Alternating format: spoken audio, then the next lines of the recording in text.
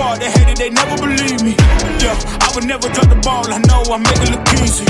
Yeah, Mayweather with the defense. I don't care what a critic gotta say, I got them picking up the pieces. That to me, you really playing with your life, I'm about to come and run it all back. I'm the new era, about to snap back. You ain't fitted for it, cause you all cap like. Hold up, I shoot my shot, wait, hold up. I'm really about to run this, go up. You know it's all net when it go up. Ain't got no other plans, you don't need to understand, ayy. We on overtime, you don't need to understand, ayy. You just show them how to do it when you don't know what to say. Tell me how you plan to win if you plan to play the same. Moving fast, already gone, yeah, but you bringing me back. Try to double cross me, dog, just let me relax. Stop assuming what we doing, keep it moving, what we doing. Cause it can get dangerous, cause it can get dangerous, cause it can get dangerous. Ay, please don't play no games with me, I promise I'm too much. Ay, I can never let up even if you had enough. Ay, this ain't for the faint of heart, we always playing rough. I had enough, it ain't luck. I needed a vision, I needed ambition, I needed a mission to beat a submission with no intermission. I see the collision, the crash in the distance, they coming off track, no. Now when they ask what's the motive, don't talk, I just show them. They all about to see what I mean in the moment. I gotta keep going, I'm shaking the dice and I'm keeping it rolling, they already know. Ain't got no other plans, you don't need to understand, ayy. We on overtime, you don't need to understand, ayy. You just show them how to do it when you don't know what to say. Tell me how you plan to win if you plan to play safe. Moving fast, already gone, yeah, but you bringing me back.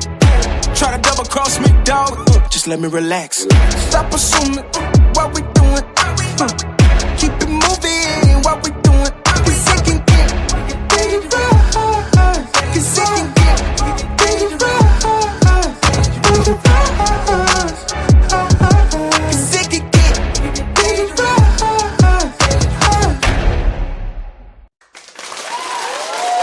All right.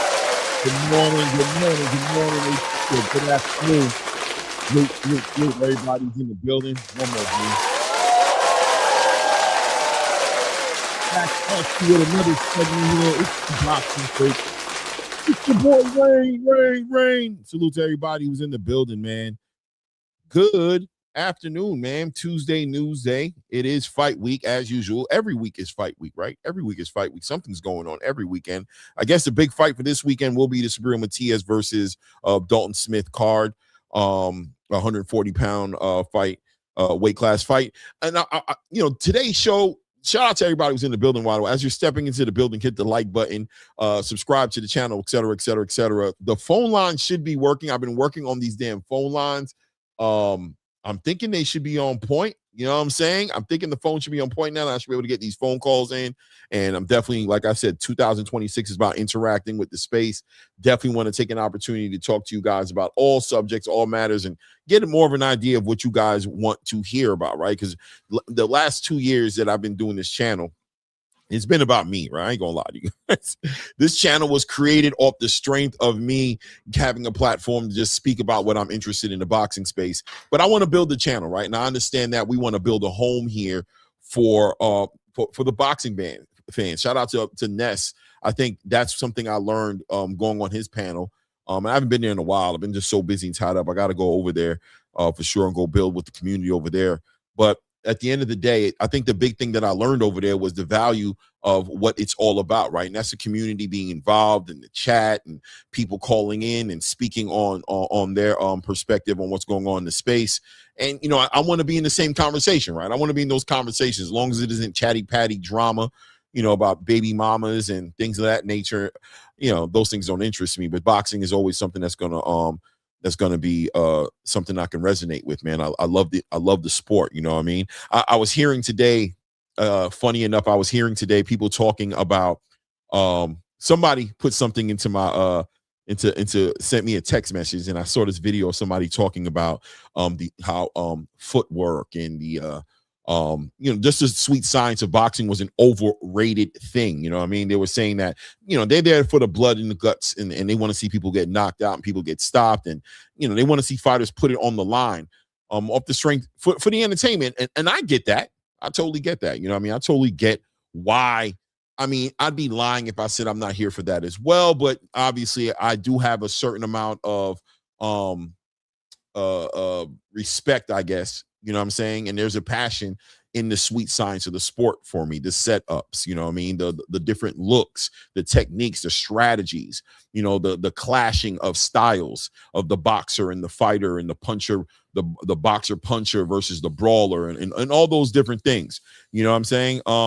So that's where I'm at with it. But I think at the end of the day, there are boxing fans out there who are a fan and pugilists of the whole entire sport in general, right? Just for what it is, from the foundation of what it's built on, the Queensberry rules, and the idea of it being a fight, and the anticipation of the fight ending up in a stoppage, right? Or something exciting and explosive inside of the ring. I totally get that. You know what I mean? I totally get that. We got some topics I want to talk about today. If you guys see the thumbnail, it says unify or die trying.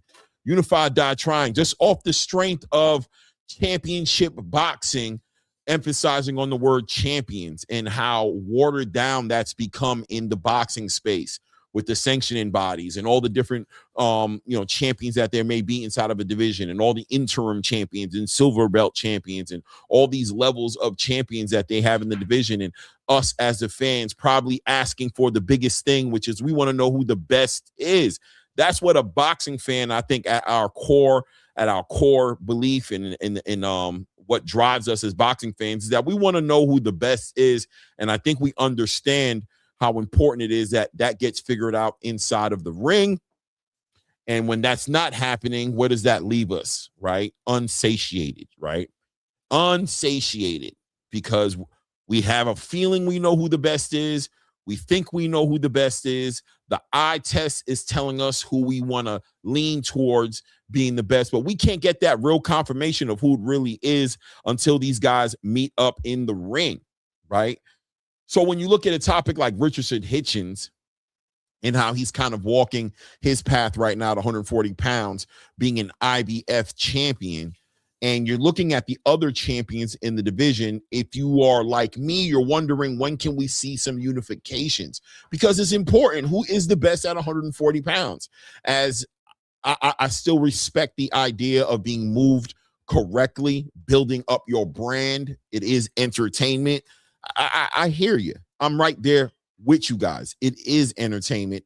And so we want these fighters to be built up. You know what I mean? Let's get them those right stylistically correct matchups to where we see them showcase their skills, so that we can become intrigued enough to want to see them against the best. But there gets to a point to where we've been intrigued, ladies and gentlemen, right?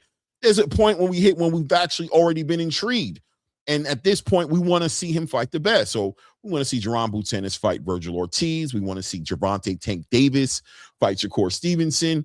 We want to see the champions in the division chasing each other down and unifying and letting there be only one on the top of the hill. And yes, it looks great when they have all of the belts and, you know, they're undisputed 4-belt era champions with a Ring Magazine lineal belt hanging across. Yeah, I get that. That's all good. That's all great. You know what I mean? But at the end of the day, what's more important is we want to find out who the best is. And it's hard to do that in this space. Richardson Hitchins right now, sitting on his title, seems to, be doing a lot more talking than walking, right? Fights that look like they can be made haven't been being made, right? And of course, we want to ask the question, why? You've heard Richardson Hitchins speak on the fact that the rehydration clause was kind of, putting a lot of pressure on him, and he was screaming back at the fans saying, you guys don't know what it is. You don't know how difficult it is, you know what I mean, that to make that weight. And I'm on board with you, Richardson. I'm on board with you. You know what I mean? But at the end of the day, is the real truth underneath all of this is that you shouldn't be at 140 anymore, right?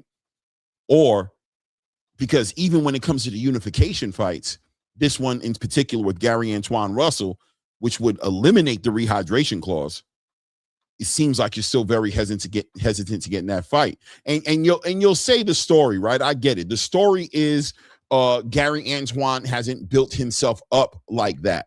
What has Gary? right? I think all boxing fans can see the eye test that most people are picking Gary Antoine Russell to beat Richardson Hitchins, right? That alone used to be enough at some point in time in boxing to where you'll hear somebody like Mike Tyson say, if there's somebody out there who people are saying are better than me, I organically, naturally, in my nature, the competitive nature of me as a fighter wants to go and disprove that. And I understand the route to getting that done, which is putting together a fight inside of the ring. But it is what it is, right? It is what it is. Shout out to everybody in the building, man. YG Knight, first one in the building. Salute, Clay. Salute to you, YG Knight. D1 in the building says that title is facts, Clay. Yeah, man, for sure, man. Unify or die trying. You gotta be on that type of time. And I think we're getting ushered into a new era of, well, another era, right? I'm not going to say new because I feel like this era used to be an era already. So it's not new, but we are here right now at this moment to where you got to, it's very competitive in the boxing space, very competitive. And a fighter who's looking to be active has to acknowledge the fact that you're going to have to up the level of competition just a little bit because you have to intrigue us, the boxing fans, if you really want our viewership. If you want our attention and our viewership, you got to intrigue us. And we're to a point now where we understand a cherry pick very clearly. And more importantly, we're understanding that who you're fighting doesn't check the boxes on letting us know who you are all the time, right? Who you are fighting right now doesn't necessarily give us any real context to who you are as a fighter. It gives us a little bit, but we're not able to give you that full, right? We're not able to give you that full hoorah because you're not fighting who you need to fight. You're not fighting the best. You're trying to cherry pick. So now rumors in the streets is that Richardson Hitchins may be in early negotiations or considering making a fight with Frank Martin. You guys know Frank Martin. Frank Martin just coming off of a great performance against Rancis Bartholomew, right? Knocked him out in a return after himself being knocked out in a hellacious knockout of the year candidate against Gervonta Tank Davis back in 2024, right? So we know who Frank Martin is. Is he a name like that? And him coming up into the division into 140 pounds, is that the biggest fight that Richardson Hitchins can make right now for himself? I don't think it's the biggest fight. Is it going to make him the money? Is Frank Martin that big of a name that's going to make Richardson Hitchins and Frank Martin headline a card that's going to get Hitchins millions of dollars? Is that what the game is? Is that what this is all about? I don't know, right? I don't know, man. JR Spock in the building said, let's go. 2026, it's on, people, for sure. JR, for sure. It needs to be on. 2026, the pressure is on the boxing space, is on these boxers, is on these promoters. The pressure is on for them to put on the best shows because the space is competitive. The real estate is up for sale right now. There's a big for sale sign on boxing as a real estate space. And who can get the attention of the fans may take their portion of the space accordingly. Because not one person is going to take the whole entire space, but how much of the space are you going to dominate? It's going to be based off of the product that you're delivering and giving to us as fight fans, right? It is what it is. Shout out to Mr. Big Play Bray, says, good afternoon, boxing family. Champ Ross in the building says, sup, fellas? What's good with you, Champ? What's good? What's good? What's good, man? Dragonfly Jones in the building says, salute to the Rain Man. Salute, family. My brother Ray Davis will be up in here a little bit later. He's moving around just a little bit, but he'll be back up in here soon. Let me see here. AK Crowder with the spiritual super chat says, blessings, brother Claymore. Salute, blessings back at you, man. Champ Ross is letting you guys know that he has a fantasy boxing prediction league, free play to cash prizes. Subscribe to the channel and play and participate in the most competitive fantasy boxing league in the world. New season start this Saturday. I believe he's put the link inside of the he's put the link inside of the chat. So hit that link for sure. Hit that link. There it is right there, man. Matter of fact, I'll pin it up in a minute, man. Shout out to Champ Ross, man. For sure, man. Let's see. Champ Ross says, what are the 3 fights that boxing needs to see happen in 2026? Boots Virgil, Benavidez Opatai, Inoue Bam, bring boxing back. All of the above, brother. Champ Ross, all of the above. All those fights and other ones, right? right? There's other fights that need to happen, right? But that's what it's going to be all about. Shout out to Shelton Moore in the building, says Smith beats Matias if he can navigate Matias' relentless pressure. 100%, Shelton. I've been watching a lot of tape on well, as much as I can, but I've watched multiple fights so far of Dalton Smith, and I see what he brings to the table and what can be. That's why I said that fight can potentially be a redemption to the Liam Paro performance that SUBRIEL Matias had, to see how he's able to deal with a fighter who's fundamentally as sound as, let's say, a well, as Liam Paro was, but as Dalton Smith is, right? But that pressure from SUBRIEL Matias, we saw what he was able to do with Alberto Puello, and Puello is a very, very, very pedigreed fighter for me. I think he's one of the best boxers in the 140-pound weight class division. Just boxer wise, one of the best, right? Not the best, maybe. If I dial into it a little bit more, maybe I'll put a Teofimo Lopez over him a little bit. Maybe I'll put a Gary Antoine over him, but he's up there. Puello is definitely up there. And SUBRIEL Matias was able to apply a lot of pressure to Puello. Now, most people that I know who watched that fight felt like Puello probably walked away with that victory, but the eyes, right, of a judge is what is the most important eyes watching a fight. Right, us as fans, we're watching as well, and we're important to our own, to a degree, because what we say, the court of public opinion, right, does hold a certain spot in the boxing space. But those judges have the official eyes, right, to be able to put across the official decision. And SUBRIEL Matias's style and approach to boxing makes it hard for a judge not to give him rounds, because it looks like he's winning. Correct. It looks like he's winning the fight. So Dalton Smith's job in here is going to be to hit SUBRIEL Matias with clean shots, but also in the back of his mind, is he going to be concerned with the way the judges are seeing the fight, and how does he adjust to make sure that the judges are seeing the fight the right way? Right? It is what it is, right? Shout out to Shelton Moore. JR Spock in the building says Smith beats. I'm sorry. Yes, I'm looking at the wrong screen. It says Frank Martin has lost his luster by being so inactive, and that's a PBC issue. You guys know how I feel about those fighters over there. I think there's an argument there to say that they're potentially risking something happening to Gary Antoine Russell as well, being that Gary Antoine Russell's activity is very limited. Last time Gary Antoine was in the ring, I believe, was March of last year, 2024. We're about a month and a half shy of him being a full year outside of the ring. Rumor has it that Gary Antoine Russell and Andy Hiroka may be fighting on the undercard of Mario Barrios and Ryan Garcia. I don't know if that's true or not. As rumors are rumors. We still haven't had an announcement on that undercard, but yes, he has to be active, man. And Frank Martin is somebody who's returned back into activity with a great performance against Rance Barthélemy. But is he really back? Was Rance's Barthélemy really a litmus test of where Frank Martin is? Maybe, but once again, the eye test tells us what the eye test tells us, but we need to see it happen inside the ring, right? Shout out to my OG Coach Hector Bermudez in the building. Coach, I missed the link that you sent me on Instagram. I really want to be part of the next one. I got to check my Instagram more often. I think you really caught me in that window where I missed that, man.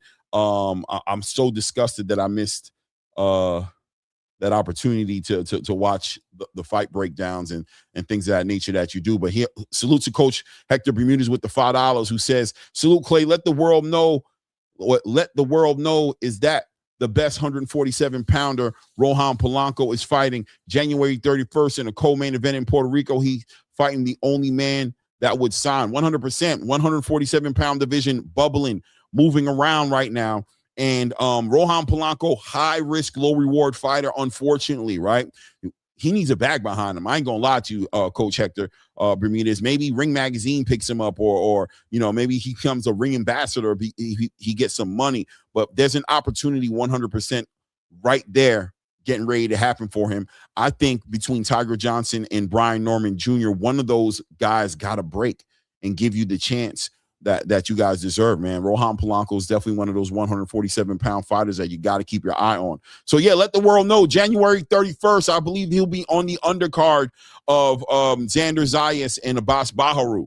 right, who will be looking to unify at 154 pounds. That WBA and WBO title will be on the line. We will have a unified champion in that division, and on that undercard, I believe main eventing, of course, according to Coach Hector Bermudez, Rohan Polanco will be on that card as well. Who's he fighting? Is it like Chris Gomez or a name like that? Who's Rohan getting ready to fight? I know it's not a big name that everybody wants to see him in the ring with, but listen, every performance is an argument, is an opportunity for every performance is an opportunity for these fighters to continue to make their hold on a second here. Okay, something happening around your human, boo, boo, boo, everything successful. There we go. Okay. Rohan Polanco, he'll be fighting Christian Gomez on January 31st. Christian Gomez coming out of Mexico, record of 23 wins, 21 knockouts, 6 losses, 2 knockouts. He's going to step to Rohan Polanco. An opportunity for Rohan Polanco to be to show how exciting a fighter he is. You know how those Mexican fighters are. Looking at this guy's record, I'm expecting it to be right there where Rohan Polanco could put hands on him and take his time and pick him apart. Make sure you capitalize on it, coach. Make sure you capitalize on him. Don't play with your food, but make it clear these opponents aren't going to cut it. It's time for you guys to stop running from Rohan Polanco and give him his opportunity. Stop running, because it's going to start looking like you're scared after a while when those highlight reels keep showing Rohan Polanco putting these guys down and getting them out the way. It's going to become clearer and clearer and clearer as to why these big fights aren't being made, right, Coach? It's going to become clearer and clearer. It is what it is, man. Shout out to Coach Hector Bermudez with that support, man. I appreciate that. Champ Ross says much respect. Shelton Moore, SOB TV, salute. Good morning, good morning, good morning. Or good afternoon, good afternoon, good afternoon.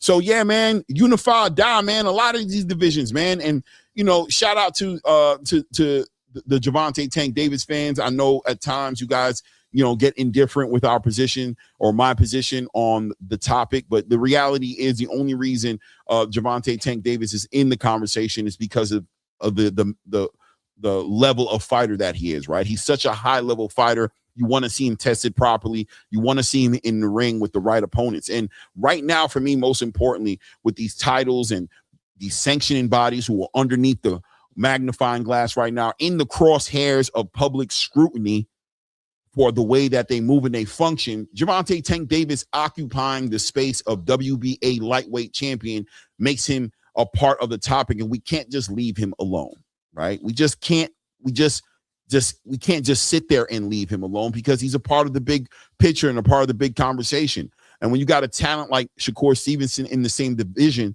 as Gervonta Tank Davis, then naturally, of course, we're going to want to see that fight, and it takes two to make a thing go right? So Shakur Stevenson seems to be more than willing to put that together and make that fight happen as soon as possible.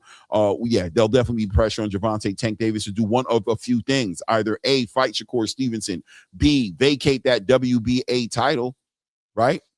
Or C, move on to another division and give us a fight we want to see in another division, and we'll be okay with that. But that WBA title that is securely sitting in his house right now, it has accountability and responsibility behind it. We want to see that title in circulation. We want to see it being defended, and we want to see it involved in the biggest fights right now. So if you're going to vacate it, then looks like Floyd Schofield Jr. is more than willing to go ahead and take the reins as a WBA champion or fight for that title and get that title, whether it's, you defend it and fight Floyd Schofield. I think that's a great fight. I thought that was a great fight at the time of the Lamont Roach fight being announced. I thought that was a fight that could be put together. Now, the space destroyed me for it, right? Are you crazy? What did Floyd Schofield do to earn his way? Well, he's a number one. He's number one in the WBA rankings, right? Do we respect the ranking or not?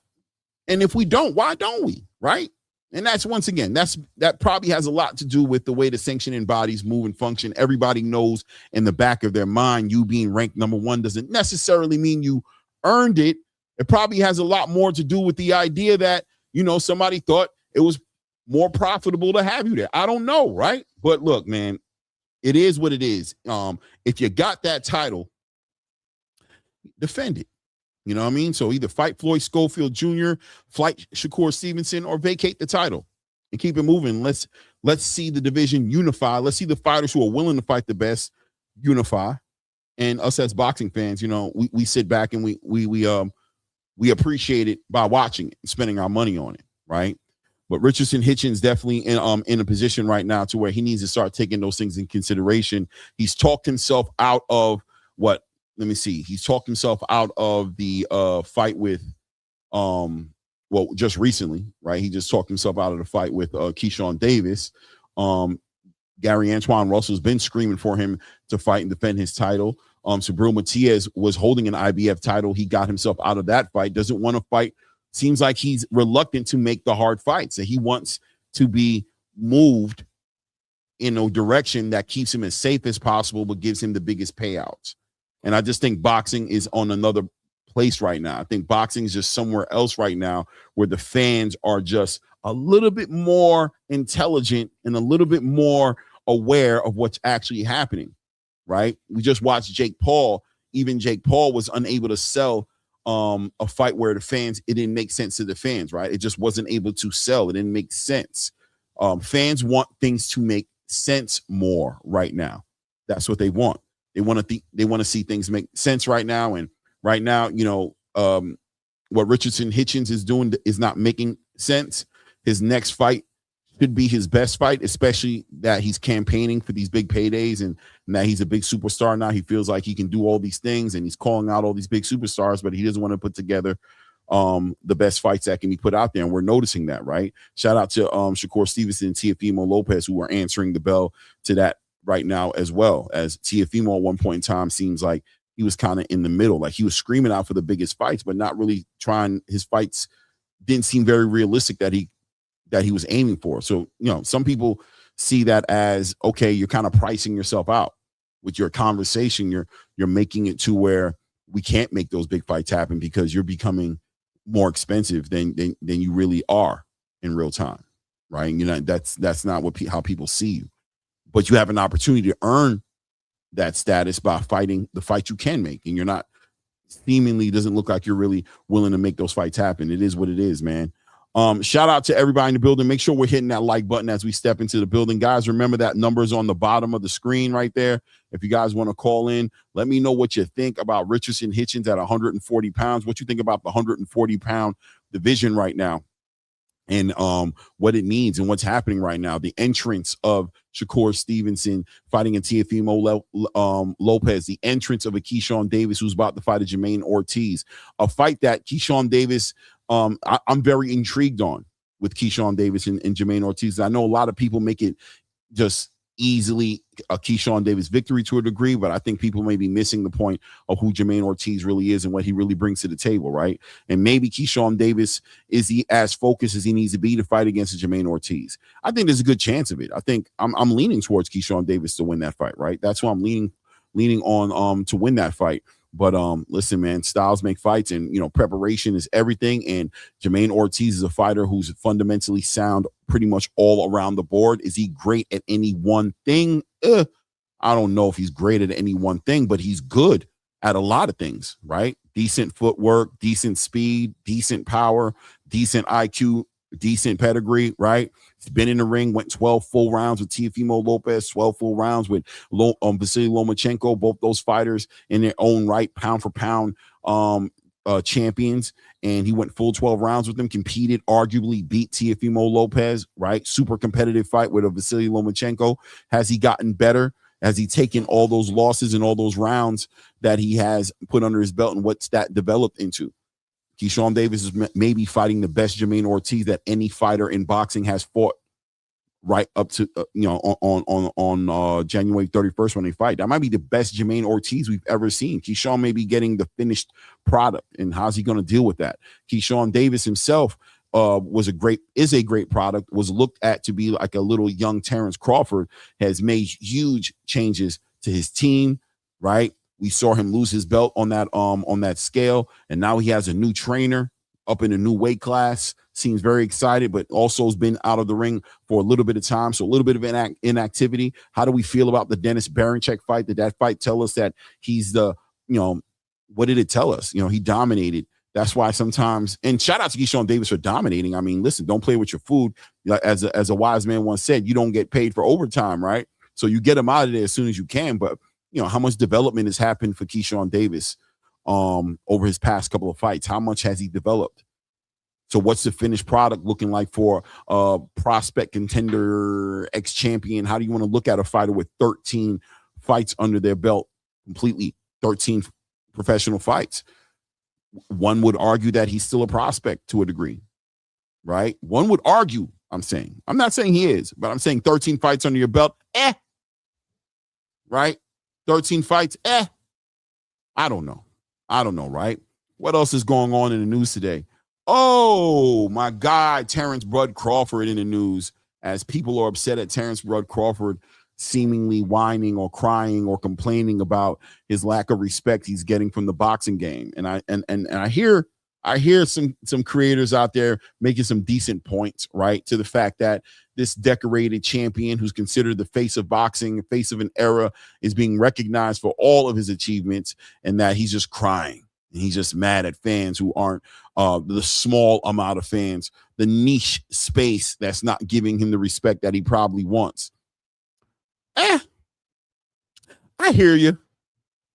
I really do hear you. I get it, right? Like I get it. Salute to Manyor. Salute to you, man. Salute Kaizu 953 in the building. Salute to you, man. I get it, right? I get what you guys are saying, right? Like, what does that little niche space matter in the bigger landscape of things when the boxing space in general, the world of boxing, recognizes you for your accomplishments and for everything that you've done in the game? I get it. And I think that Terrence Crawford is there now, right?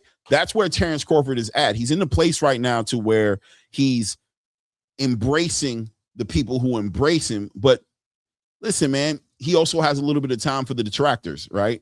And he has no problem letting a detractor know that, you don't know nothing about boxing. You ain't never going to give me my respect no matter what I do. So why am I chasing any respect from you? He's letting the space know that. And isn't he within his right to do that? Of course he's well within his right, just as much as a fan is well within their right to scrutinize and speak their minds and dismiss his accomplishments as perfect timing against aged fighters and fighters who, he didn't fight, hold him accountable for fighters that did not want to fight him, that he tried to make fights with. You guys are well within your right to speak that way, but is or is not Terrence Crawford well within his right to call bullshit on those takes? I think he's well within his right to do it. You don't have to agree with him, but hey, it is what it is. Is he crying when he does that? Why is that frustrating you so much that he's speaking back to his detractors? Why is that throwing your thing off, your equilibrium off? Why is he being ungrateful by speaking towards that? I don't know.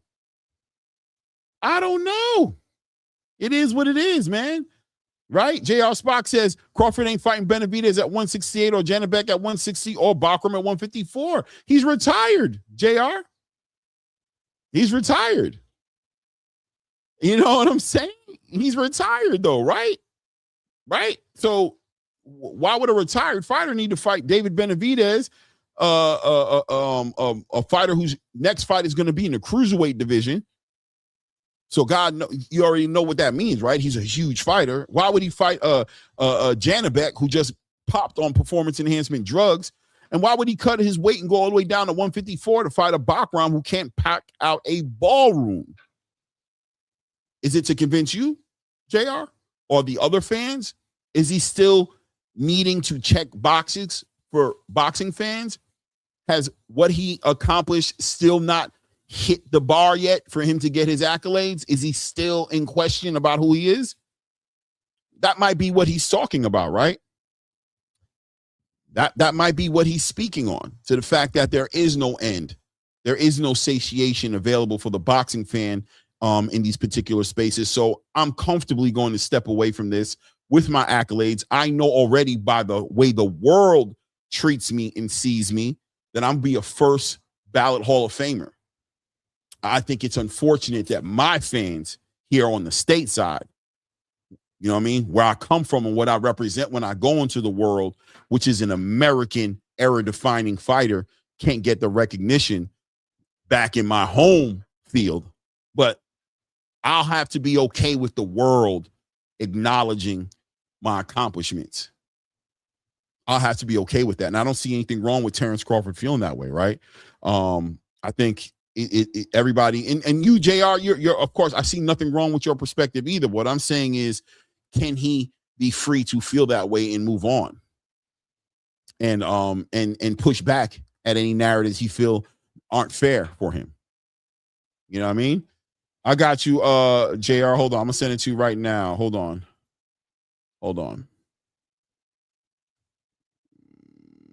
Yeah, I sent the link up there. I sent the link out there, bro.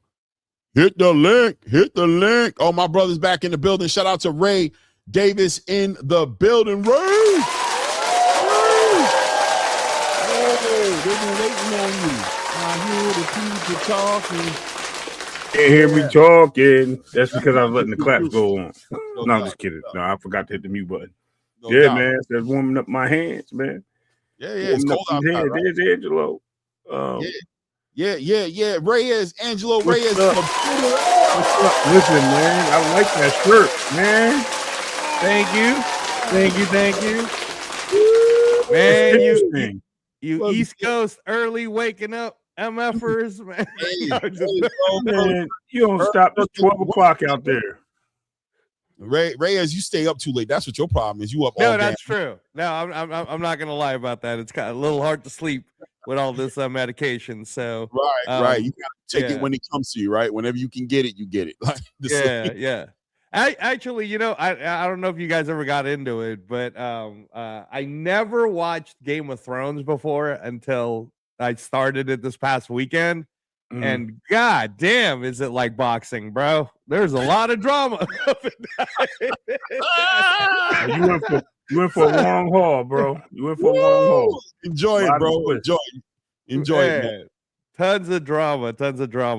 So I heard some of the things you were starting with, Clay, in your early soliloquy, right? Did you get it? But I missed this part. Did you get a chance to talk about one of the things that did happen in the news is that Anthony Joshua, according to his uncle, is retired? No, I didn't hear about that, but I was kind of anticipating that rolling out. I'm not gonna lie to you. Yeah. So they somebody had interviewed his uncle, and his uncle basically had said that Anthony had a private meeting with the entire family, and that he's out, he's done. Like and rightfully so. We talked about this, right? That he's not, whatever his mental space is, whether or not he'll ever come back, we don't know. I don't think it's the first thing on his mind. I think that's going to be an Eddie Hearn move if an retirement happens. But at the end of the day, I think we should just there's going to be a time where we should celebrate how accomplished Anthony Joshua was. In the meantime, he's in the grieving process of it all, and he's in the mourning process. But just like we said, we wouldn't be surprised about that. I heard you talked about the whole Terrence Crawford thing. He's in the news, right? But upset. They're upset. They don't like, you know what it is, Ray, is and I think as content creators, we all can appreciate, the freedom in telling a hater, fuck you, right? Like, you don't want to do it all the time, you know what I'm saying? Right. It's okay. You say something to you in the chat. You want to, every now and then, not every time, but every now and then, it's cool to look into the chat and be like, hey, XYZBC, go fuck yourself, bro. Hey, I just want to let you know I saw what you said. You go fuck yourself. But the space is so relentlessly, like, I see you, JR Spock. I'm about to pull you up right now, brother. I'm about to pull you up right now. Every now and then, they do that, but the space gets upset, like, oh my God, he's such a diva. He can't take some criticism. I mean, he takes a lot more than he doesn't respond to all of it. But right. It's like, hey, bro, I got some time on my hand, so fuck you, fuck you. Right. and then like Terrence Crawford said, I'm off to go get me a turkey burger, right? Don't think that it alters my day as much as you think it does just because I chose to respond right now. Don't think that I'm all consumed with what you're saying as much as you think, because you say a lot more that I don't respond to. It's okay. It's okay. Right. When you got time and you're a millionaire, Reyes, right? And you're sitting in your crib and you pick up your phone for a second, you look at Twitter for whatever crazy reason, you see something weird, you might laugh at it and be like, you know what? Let me troll him a little bit. Hold on a second. Right. Your mama was on my last night. Sam. There we go. I mean, it's funny to me because I think the word you use this in this little niche group, and we've had this conversation before that this is nothing different really than Kevin Durant, and you know what I'm talking about, Ray. Kevin Durant literally, when he was, I think maybe even before, but definitely after he won the 2 championships with the Golden State Warriors, had his own Twitter responding to haters. like he this is an NBA player making millions of dollars, right? And he took the time to go, I'll respond to your hate. Right? Like, and he found it enjoyable. So I don't know, maybe Terrence Crawford got more time. Can we embrace the fact that he's enjoying himself? That this is not about him being upset and pouting and I can't get my respect. Can it be like, I got time, bro? I'm rich. I just finished playing 3 or 4 full court basketball games with my friends. Just drop my kids off at school. I'm on my way back, driving home. I got bored. I got nothing to do. I look on Twitter. You guys are hating on me again. And I took some time to engage with my fan base. Right. And it's horrible. Isn't it? Shout out to JR Spock in the building. JR, see you so low, brother. I know, man. How you doing? I'm good.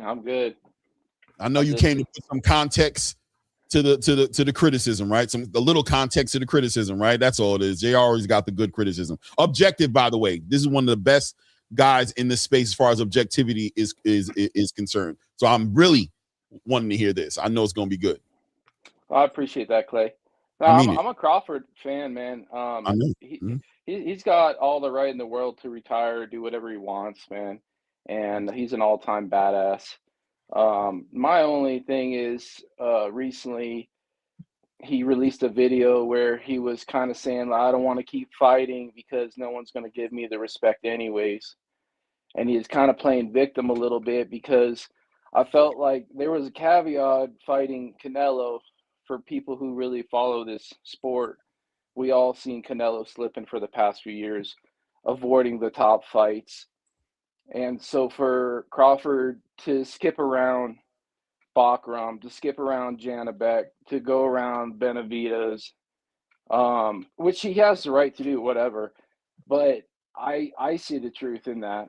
He wants the money, but he also didn't want the hard fight. And so for him to be touchy towards the criticism of selecting Canelo versus another opponent, I think he just kind of needs to be a little bit more realistic about that. I would push back a little just to say this, right? I think people sometimes don't acknowledge that Crawford has disconnected with fighting for the fans a long time ago, right? And also understanding that he strategically chose this chapter in his career to get as much money as he can with taking the less risk he could take to a degree, right? Canelo Alvarez was a risky fight for Terrence Crawford. He went up multiple weight classes to make that fight, but it was balanced off with a lot of money on the back end. Now, fighting a David Benavidez, fighting Murzaliev, who's the other fight or Janibek, making those fights happen. Is there a fair argument to say that Terrence realizes that on the back end of beating any of those guys, I would still be dealing with the scrutiny I'm getting right now, but I probably wouldn't get the paydays I got. So if I'm convinced for the most part that no matter what I do, you're going to complain, not you, JR, but I'm saying the detractors are going to complain.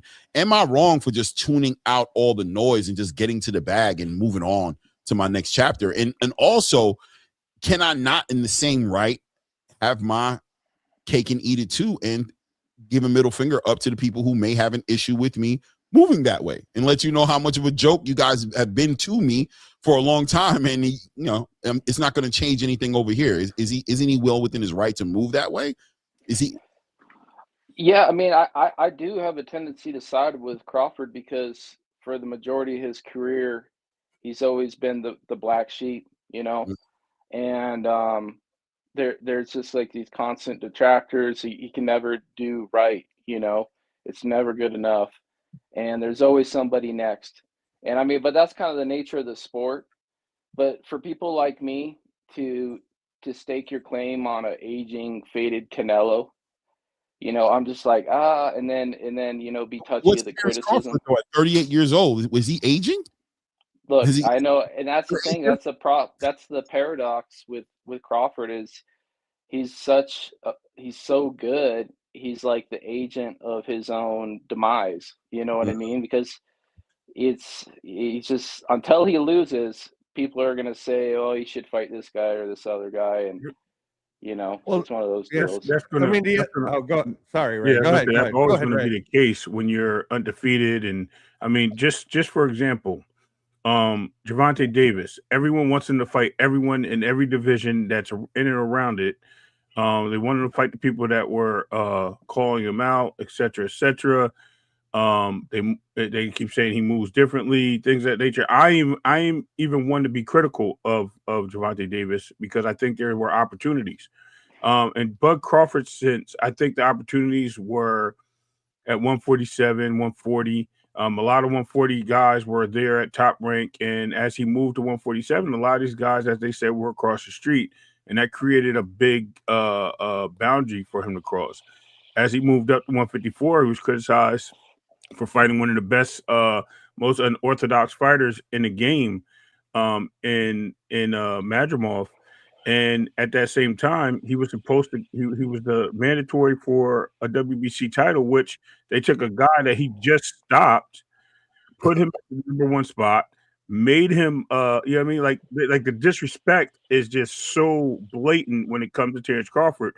I can understand him being like, you know what, with the Allen Iverson thing. You know what I mean? It's practice. You know what I mean? Like F practice. You guys want to play over there? Go ahead. I'm going to make my moves. I'm going to do everything that's best for me. Now I already solidified this. I'm going to go chase the money.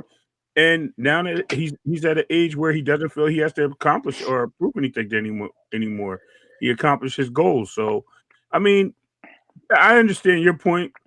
Is we always want to see the legacy continue. We want to see him beat everybody in his era, just like we see in Usyk call out all these guys of his era, even though he was at light cruiserweight and all these guys are heavyweights.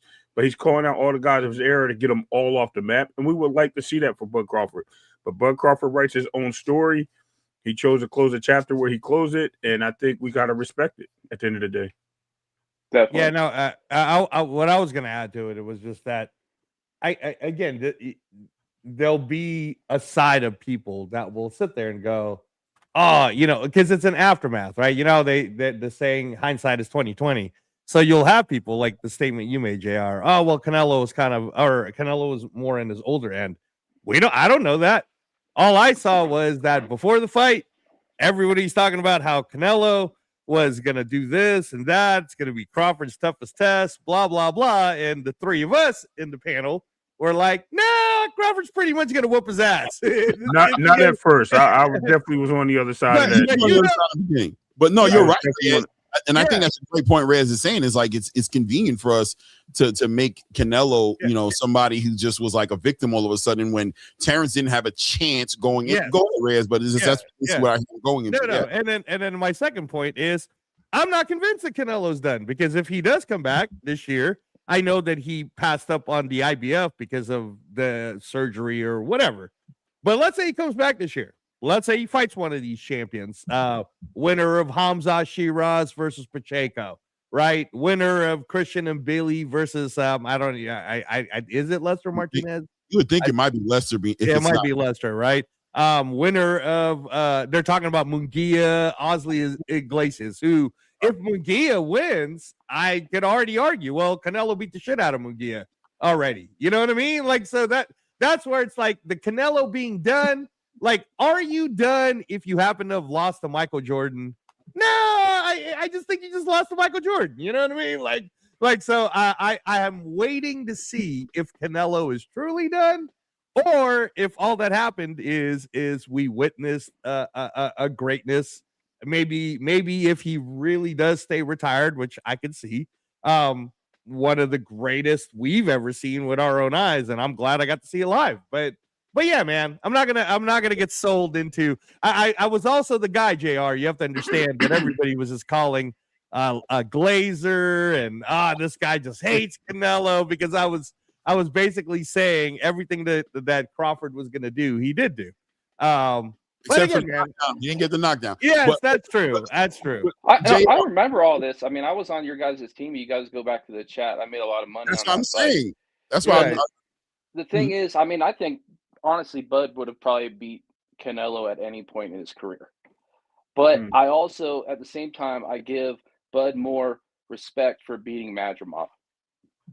Okay, I like that. I thought Madrimov was a great victory too. I thought people didn't want, but that's the whole thing, right? Like, is no matter what he does, then they're not going to give him his flowers, man. They're just not going to. And I think he realizes that. And as rich as he is, what's the motivation in putting myself in danger? Like, I mean, because this is about my health, right? This is about my quality of life. This is about me, my children, my family. This is about that, right? Me competing against the best fights after I'm getting all this money. You would think that a little bit of it would be to please the fans to a certain degree, right?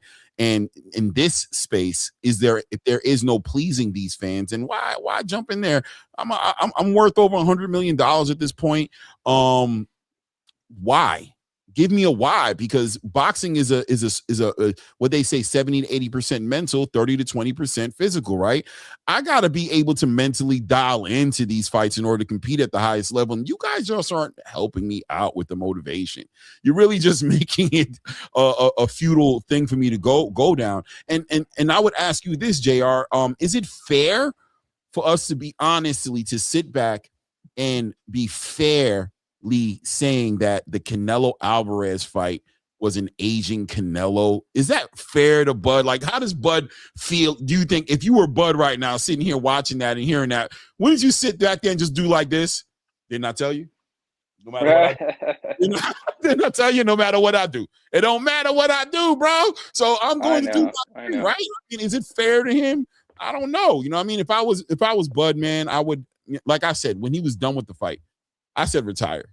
I wanted to see him. I was like, go ahead into the sunset, bro. You really want to piss him off? Go 42-0. You know what I'm saying? 5 weight classes, 4-way undisputed, and say, I'm done. And take your ball, you take the basketball, don't take it home, kick it into the woods, and then walk up. You know what I'm saying?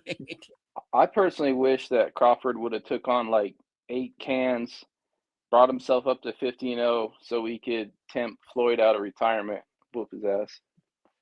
Yeah. And I'll be honest with you, I'm not all the way.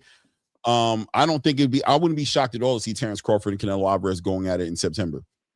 On TKO though. You know what I'm saying? But I wouldn't be shocked at all. You know what I mean? I think just for right now, it is what it is.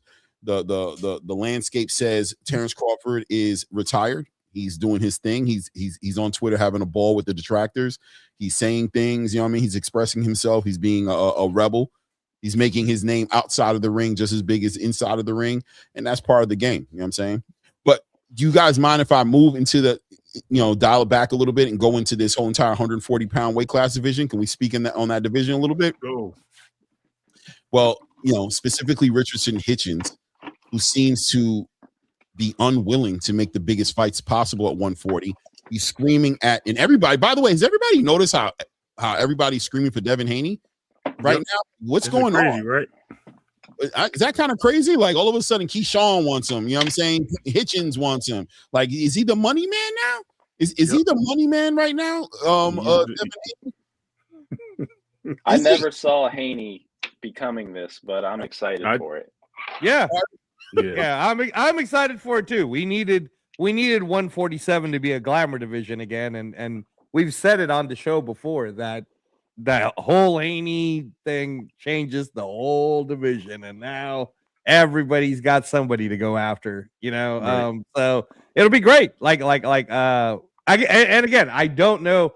Haney beating Norman certainly I could almost say it was one of the most significant wins of 2025, mainly because it does change that division. It makes everybody go, oh, but you're right, Clay. Like, it's almost like they're picking on him, right? Like, you know, like I could take him. It's like, well, then why weren't any of you saying this about Norman? You know what I mean? Right. And what's great about this, in the sense of, I'm going to make freaking flyer frequency, aka the flyer, very happy with this one. If you notice, when he was at 135 and he moved to 140, the movement was 140 was a popping division. Like, all the players became there. Now he moves to 147. 147 is now a glamour division.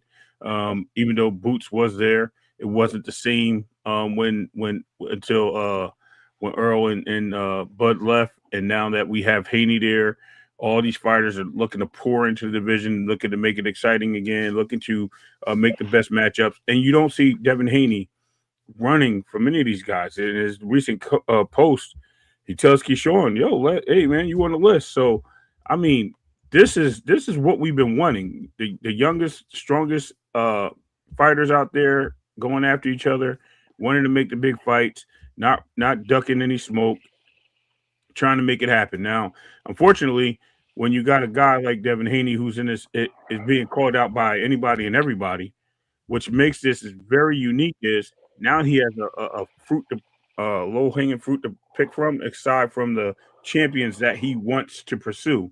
So it's kind of like a bouncing ball that went his way, which is really crazy. So shout out to Bill for calling this out 2 years ago and it coming to fruition. Yeah, no doubt. Who's Haney's worst matchup right now? Yeah, at 147. Yeah, worst matchup I would think would be Tiger Johnson. Yeah, he's a bad matchup for everybody. I just think the length, the tall, him being tall, similar styles. I mean, it's kind of hard even to say that, because when he fought Santiago, that was a very similar fighter to Tiger Johnson, if I'm not mistaken. Tall, about 5'11", rangy fighter, similar style, just not as fast as Devin, but Devin kind of picked him apart too. But I do think it's Tiger Johnson. I think Tiger Johnson poses the biggest threat. And the 147 group is such a good group that, I mean, I don't know yet, man. We'll see, because Rohan Polanco is fighting January 31st. You know, like, there's a lot of, you know, I mean, I don't even know about KEYSHAWN moving up to 147 yet. We'll see. Right? Yeah, he's small, bro. We'll see. Like, he looks very tiny at 140. Not trying to be, I mean, he's cut up, but he doesn't look like he's a 147 pounder yet. And if he's walking around at 147 and that's where he gets as his max weight, Ryan Garcia once again is Haney's worst nightmare. Okay. No, I was gonna say that as well. I think that's only fair. I think the only way you get that stain away is to win the fight. But JR, who do you think it is?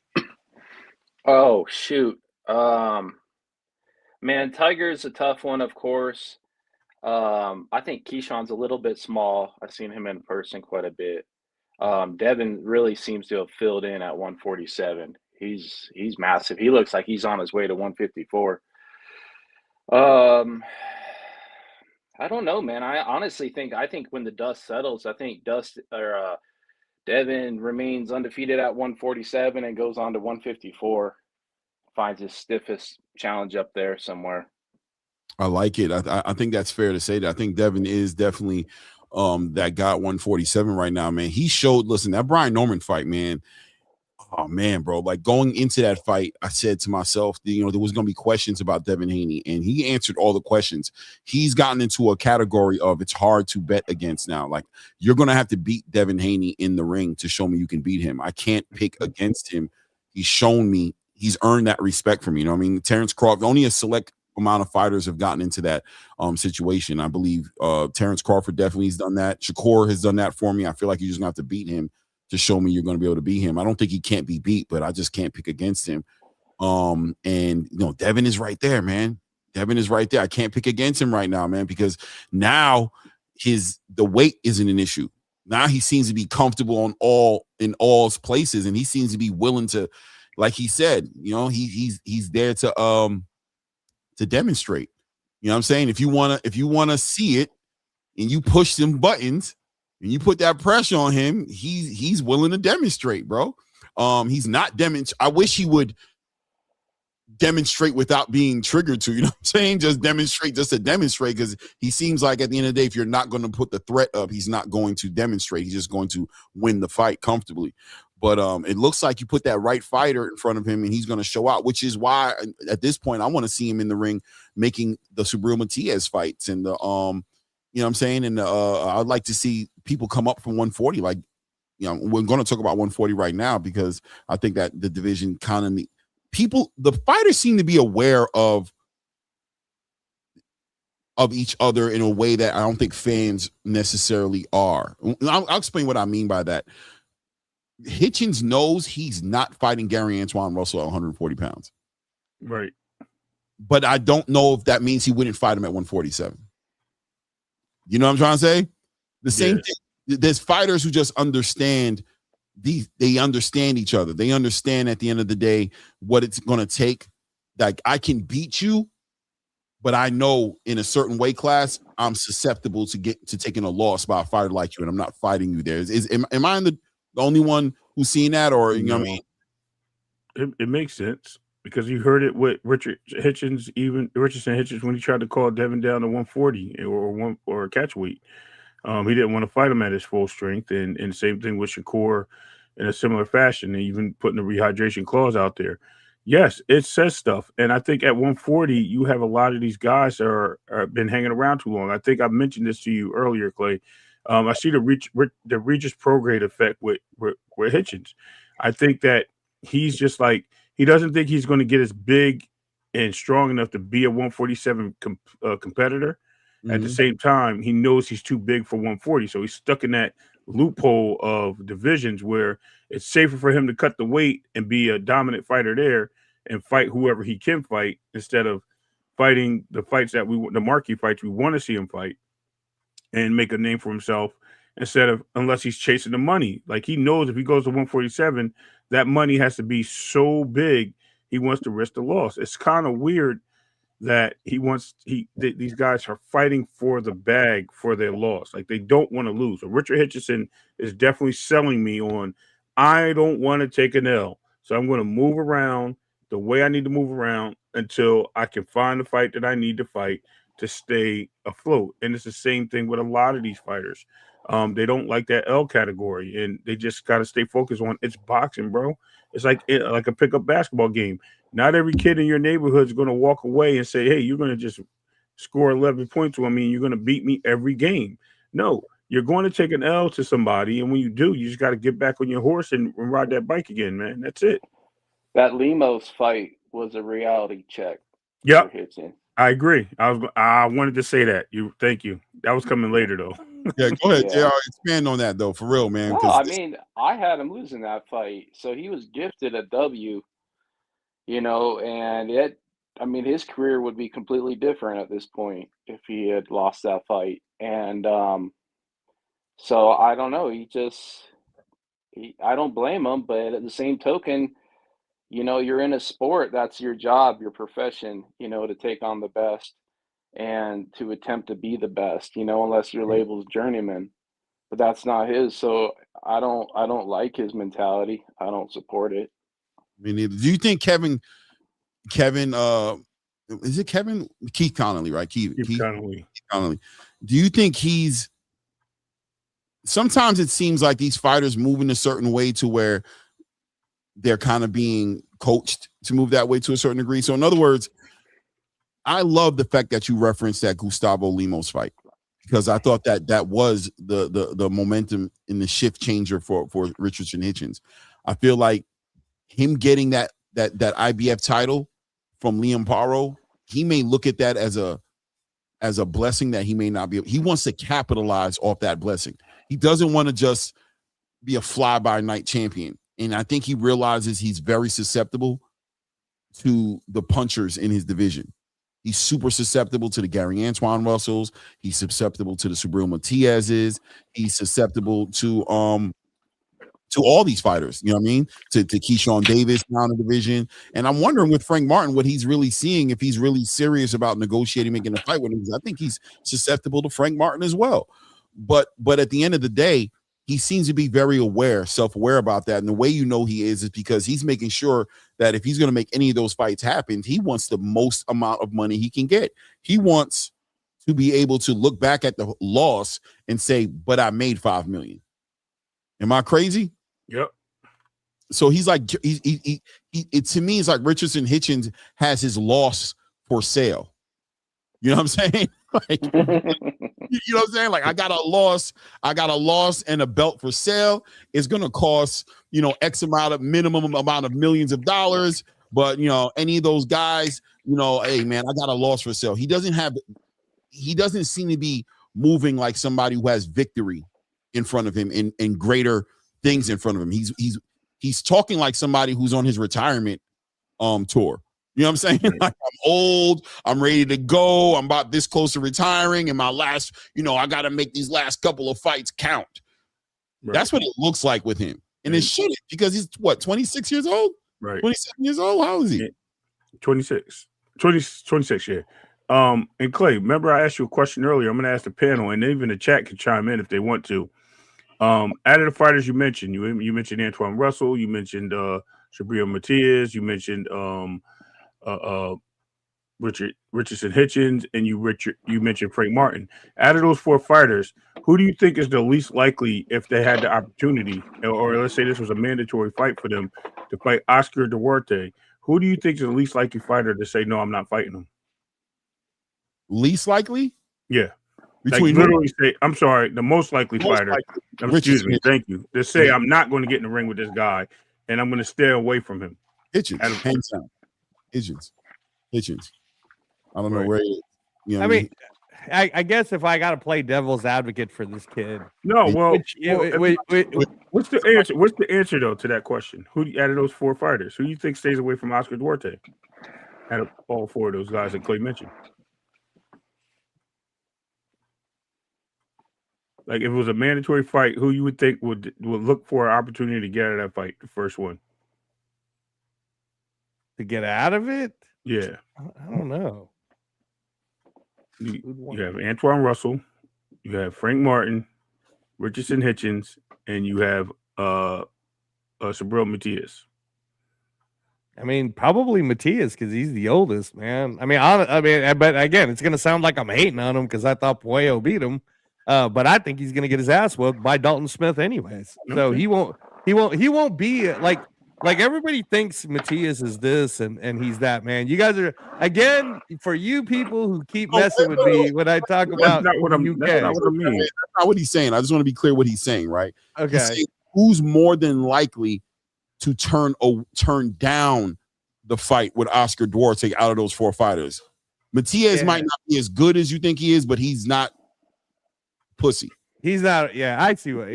Yeah, he'll take the fight. And I don't want to say, I don't even want to use that word because now I'm calling Hitchins pussy, right? And I don't want to say, right. I'm just saying, you're mocking, right. Yeah. No, I mean, it's, here's what I'll respond this way, right? The easy answer will be, well, it seems like Hitchins is the one that's trying to maneuver his career. He's back with Eddie Hearn now, and blah blah blah. But again, as we do in this show, right? Let me take the defense for Hitchins. In Hitchins' defense, and again, this isn't me necessarily liking the way Hitchins is moving. As you guys know, who have listened to the show, I am actually extremely critical of Hitchins because I still feel like for you to be the #1 ranked guy at Ring Magazine, according to Ring Magazine, at 140 pounds, which essentially makes you the mandatory to Teofimo Lopez, you sure talk a lot, bro, for a guy that's not as active, right? Like, and you guys know I do this with Tito Mercado, so I have to be fair and do the same with Hitchins, right? But if I'm defending Hitchins, what I'll say is, if you are ranked #1, then you kind of have a right to say, well, why should I be fighting down when I really should be fighting up? So no. But you know what I'm trying to say? Like, according to Ring Magazine, I'm just saying, this is the ring rankings. As of December 30th, the ring rankings say at 140 pounds, it's Teofimo Lopez, who's doing a voluntary defense against Shakur Stevenson. Makes sense. That's a super fight, right? But that's the champ. But the number one ranked guy is Hitchins. The ranked number 2 guy is Matias. The ranked number 3 guy is Puello. The ranked number 4 guy is Barboza. The ranked number 5 guy is Russell. So in his defense, right? And if I can keep going down the list, Martin's ranked number 6, Dalton Smith's ranked number 7, Adam Azim's ranked number 8, Delgado's number 9, Hiraoka's number 10. That's your top 10 according to Ring Magazine. And my defense for Hitchins is if you're him, you're like, why would I fight any one of number 2 to number 10 for what? For money? Like, I'm already ranked number 1. I should be fighting upwards. I should be fighting the winner of Teo versus Shakur. So that could be his mentality to, again, if you know, because there's going to be the people that are saying he's doing a duckaroo, right? He's ducking. He's picking up the dictionary and he's looking at names. He's in negotiation, and it seems like he's pricing himself out of these fights, man. It just seems like he's constantly doing that. So he's acting like he's talking as if he's willing to make these fights. These negotiations get opened up, and when the negotiation is done with, you see KEYSHAWN and Jermaine. You know what I'm saying? You don't see when it's all said, you don't see Hitchins against Jermaine. So Teo kind of went through this little thing when he was doing the same thing, right? And just pricing himself out of a lot of opportunities. You heard Eddie Hearn speak on it and say, yo, this dude is asking for way too much. I even offered to show him and open up the books and be like, bro, this is the capacity of this building that we would put this fight into it. Here's the money that could be made on the gate and the potential money that could be made on the back end of a pay-per-view on the points. This doesn't add up to this money you think you deserve to get. You know what I mean? This just doesn't add up. And the question isn't he aware of that? And if he is aware of that, then is he purposely moving that way in the spirit of knowing he's sabotaging the fight before it can even be made? Right? Same thing with Hitchins. Is he purposely moving in a way to where these fights don't have any practical sense in being made? And I mean, you got Keith Connolly there, who's speaking reality to him to a certain degree. You got to think, right? So what's the big picture for Hitchins? He's trying to get the biggest fight he can get at 140 so he can boost up his brand and he can carry that over into a 147-pound division and leverage that newfound glory he's found with these cherry pick fights to go right into big fights in 147 and not have to fight his way up through the nasty smoke at the bottom, the Polancos and the Tiger Johnsons and those fighters who are ahead of him in the conversation, and he has to show that I'm actually ahead of you guys. Even as an IBF champion going up to 147, the fight for the belt up there is a big challenge of a fight there with Lewis Crocker, right? Lewis Crocker, but not the money, right? Once again, the money might become an issue because now you're in a ring with somebody who can box, who's bigger than you, who could beat you, but you can't get the money you want. So you're not going to want that fight either, especially with a rehydration clause. We already know, Hitchin. You ain't going to want that fight either, right? You want it to be big money because you're aware that you are susceptible to a loss. You feel it, or it looks like you feel it. It looks like there's something going on where you have some understanding about how vulnerable you are to these things, and now you want to put it up for sale. You want the money to make it make sense. Kind of like, and once again, salute to Brian Norman Sr., you know what I mean? But very similar to the way he approached the Jerron Boots Ennis situation, right? Where he's speaking about being confident, but he's pricing himself in a way to where it's like, yeah, but you really, how confident are you? Right. Because look at the number you're putting on this fight. You're coming from making $150,000 to $200,000 on your last fight. You're getting offered $1.7 million for this fight that off the strength of it being a unification. And if you are able to beat Jerron Boots Ennis the way you say you are, then you would just take off on the back end of that. But you don't, that's not enough for you. You're planning, you want retirement money. You want worst case scenario money. You're trying to cover your backside money. That's not the way a confident fighter thinks about it. You know what a confident fighter does? He goes to Australia, right? He cuts the weight. He leaves his daddy behind. He takes the low money and he goes for the bigger picture, which is I don't care because I know I'm finna whoop your ass and become undisputed. That's what I know I'm about to do. And once I do that, we'll talk money later. But for now, yeah, all that stuff. Send the contract. I'll sign it. Oh, and I got to defend it again. Give you a rematch in your own city again. Yeah. I'll sign it. Oh, I got to go over to Bob Arum and do a 3-fight deal. Done, whatever. Because the opportunity is too great for me to allow any type of pricing out to get in the way of. But when you start having doubts, when we really understand and know when the opportunity is there, but you find a way to price yourself out the opportunity, we get it. As boxing fans, we see it. We know what's going on. Well, so I'll say this with that, Clay. Everything you're saying is valid, but again, I'm trying to take the directive of I'll defend him, right? Yeah, he signs with Eddie Hearn, okay? So I'm going to put my hat on. I'm going to put my Eddie Hearn hat on. If I'm Eddie and I'm talking to Connolly and Hitchins, and I'm like, I get it. You guys want the most money, blah, blah, blah. Well, when Dalton Smith beats the hell out of Matias and this week, he's going to be the WBC star that Turkey wants to pay for. So I can give you the money that you want. It has to be unification. The IBF, WBC, it has to be in Riyadh, but you guys are going to get the bag. And then whatever happens, happens. Like, you beat Dalton Smith, great. But if you lose, you lose. So that's really for you to gamble on yourself.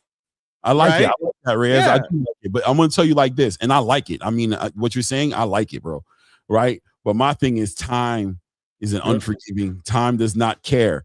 And what I mean by that is Hitchins seems to be biting on the clock, right? How much longer can he sit there and put his body through that, to sit there in that division, to wait for this result on January 31st and then wait for another 4 to 6 months to potentially make this fight with Dalton Smith? How does Hitchins' body, how is he dealing with that 140? He's a big 140-pound fighter.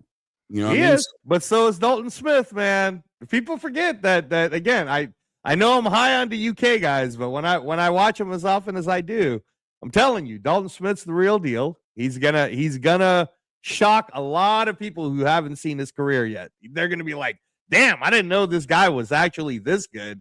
And a Hitchins-Smith fight would look good.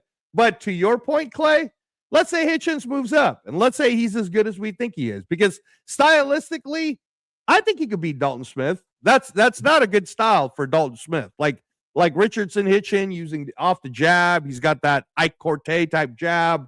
And it works for him. What stops Hitchins now, who's the unified 140 champ, to go, why do I need to stay here? I'm moving up to 147, and now a Devin Haney fight in Riyadh becomes even more like, if I'm Haney, I'm like, oh, you're food, bro. Like, let's make that happen. You know what I mean? But that's what I'm saying is. But now you're playing the same card, because now does Devin get the money that he deserves for a Hitchins fight? Hitchins may get the bag, but does Devin? I think Devin gets.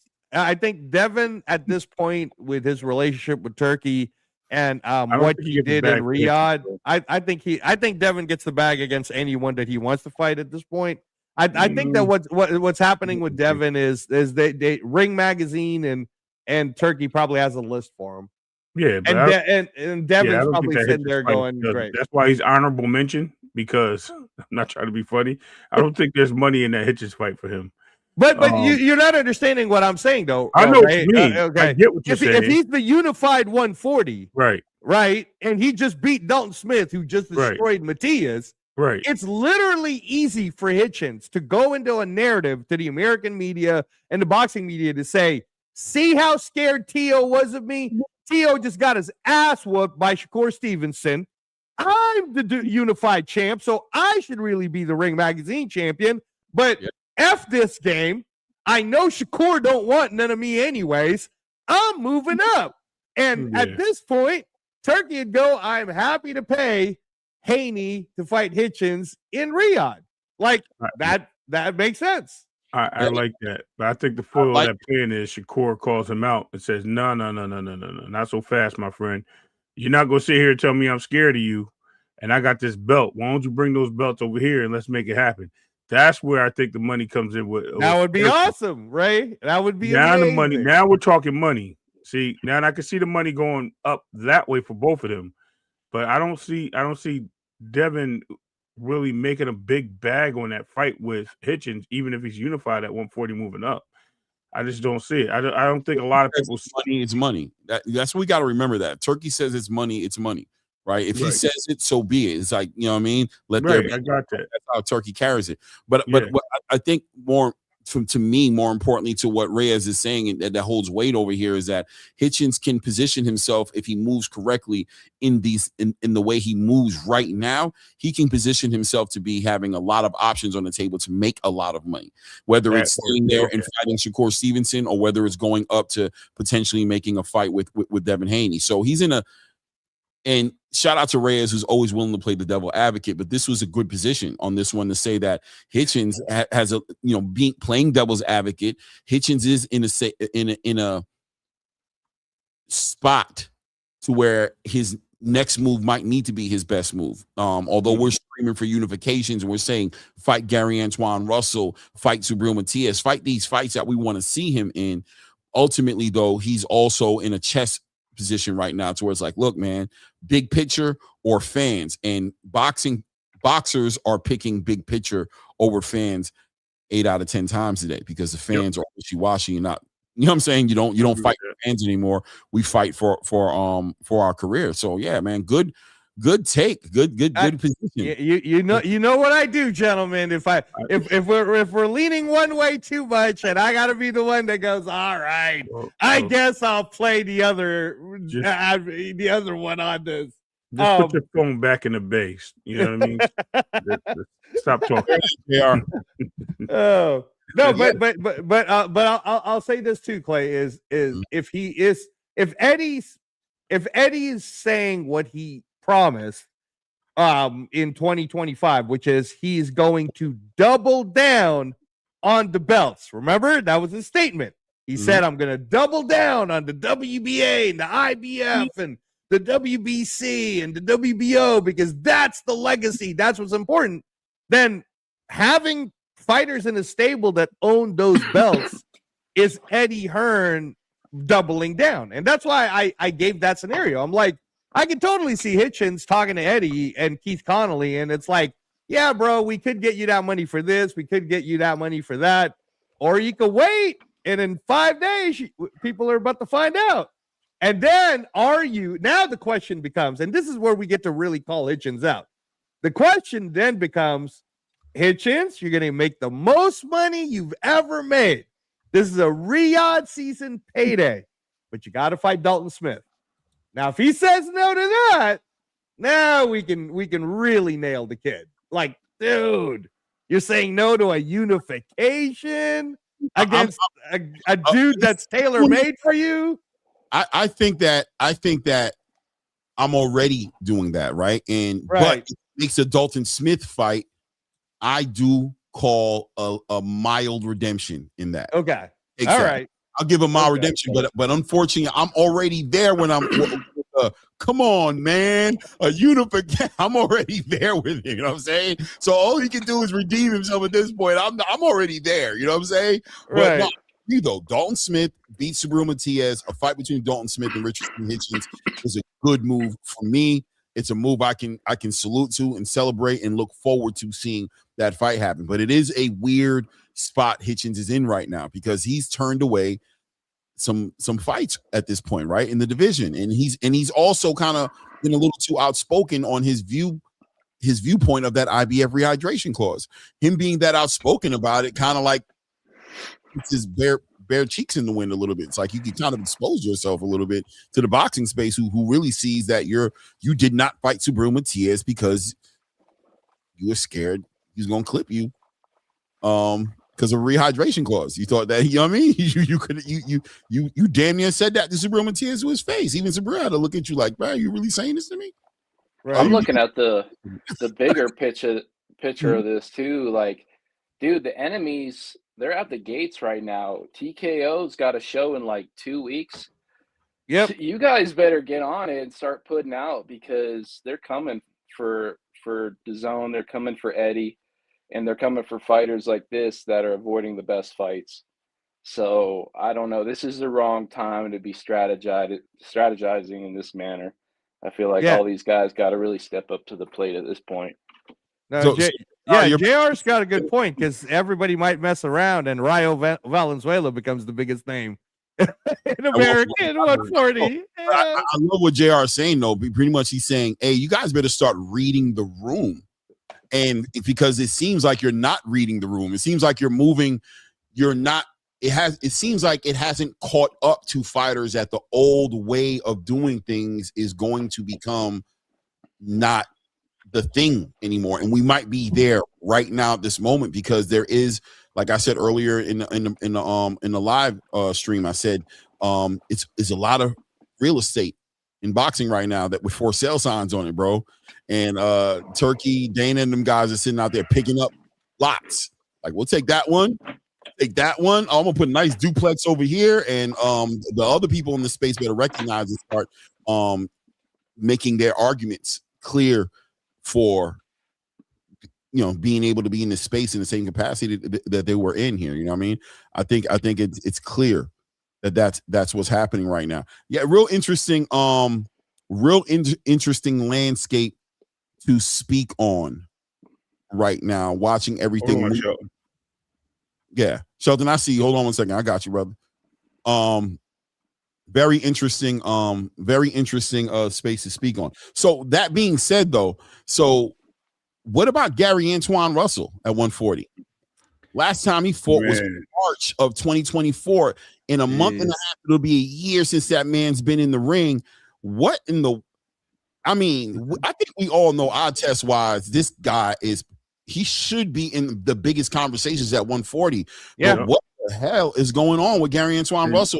I mean, can we speak on it? Bad management, man. Right. He was supposed to fight on the undercard of Jake Paul and Tank Davis. Whatever the reason was on why he wasn't on the undercard of Jake Paul versus Anthony Joshua, I don't know. Because you saw what it did for Jamal Harvey, bro. Right? Like, Jamal Harvey was making his second fight. That could have been Gary Antoine versus Hiraoka right there. So whoever's advising him or managing him, I mean, you guys are playing with this kid's career, bro. I think it's they're putting him in the right positions, his management team, which is his family. I think it's more so them just not being able to make the ties with this Andy Hiroka fight. Number one, like moving him around, and Andy Hiroka is coming from overseas, and you got to put that into play. But at the same time, let's just look at Antoine Russell's career. He's 18. He has 19 fights. He's 18-1. This guy's been fighting for what, 5 years, and he has nothing to show for it. No disrespect, but what has he been? You know what I mean? What have they been giving this guy? Once Showtime went out of business, this guy's been on a freaking iceberg, finding himself floating into land to pick up some food and travel right back to that iceberg. And he's been there stationary ever since. They don't move their fighters. The realization of lack of what do you call it, when they're the activity, lack of activity at PBC is real. And if you're not on the right card, or you're not with the right person, because they can't pay him for being on one of those cards. Let's be real with it, Reyes. They need to put him on a Tank card. They need to put him on a Benavidez card. They need to put him on a card where it's going to revenue. The revenue is going to be there, or it has to be a free card where they can get the viewership, where they can pay him. And they're not doing neither with him. And it's just like, this guy is just listen. I feel bad for him, because he should be the number one person at the division. He should have been moved around. He's been showcased more, and he's not given. We're just looking at a guy, like I said, he's just sitting stagnant, man. And thank God he's training, but that's how you age fast in the game. Not getting the fights. Idle hands become the devil's tool, man. And you know what I mean? Idle hands. JR, what you think about Gary Antoine, man? Dude, I'm almost a decade pro at this point. He's 9 years in, and nothing to show for it, like Ray said. And it's just I just label him as disappointing right now, his career. And I saw him, seen some of his stuff in the amateurs. I mean, man, the dude can box when he wants. He's got power, speed.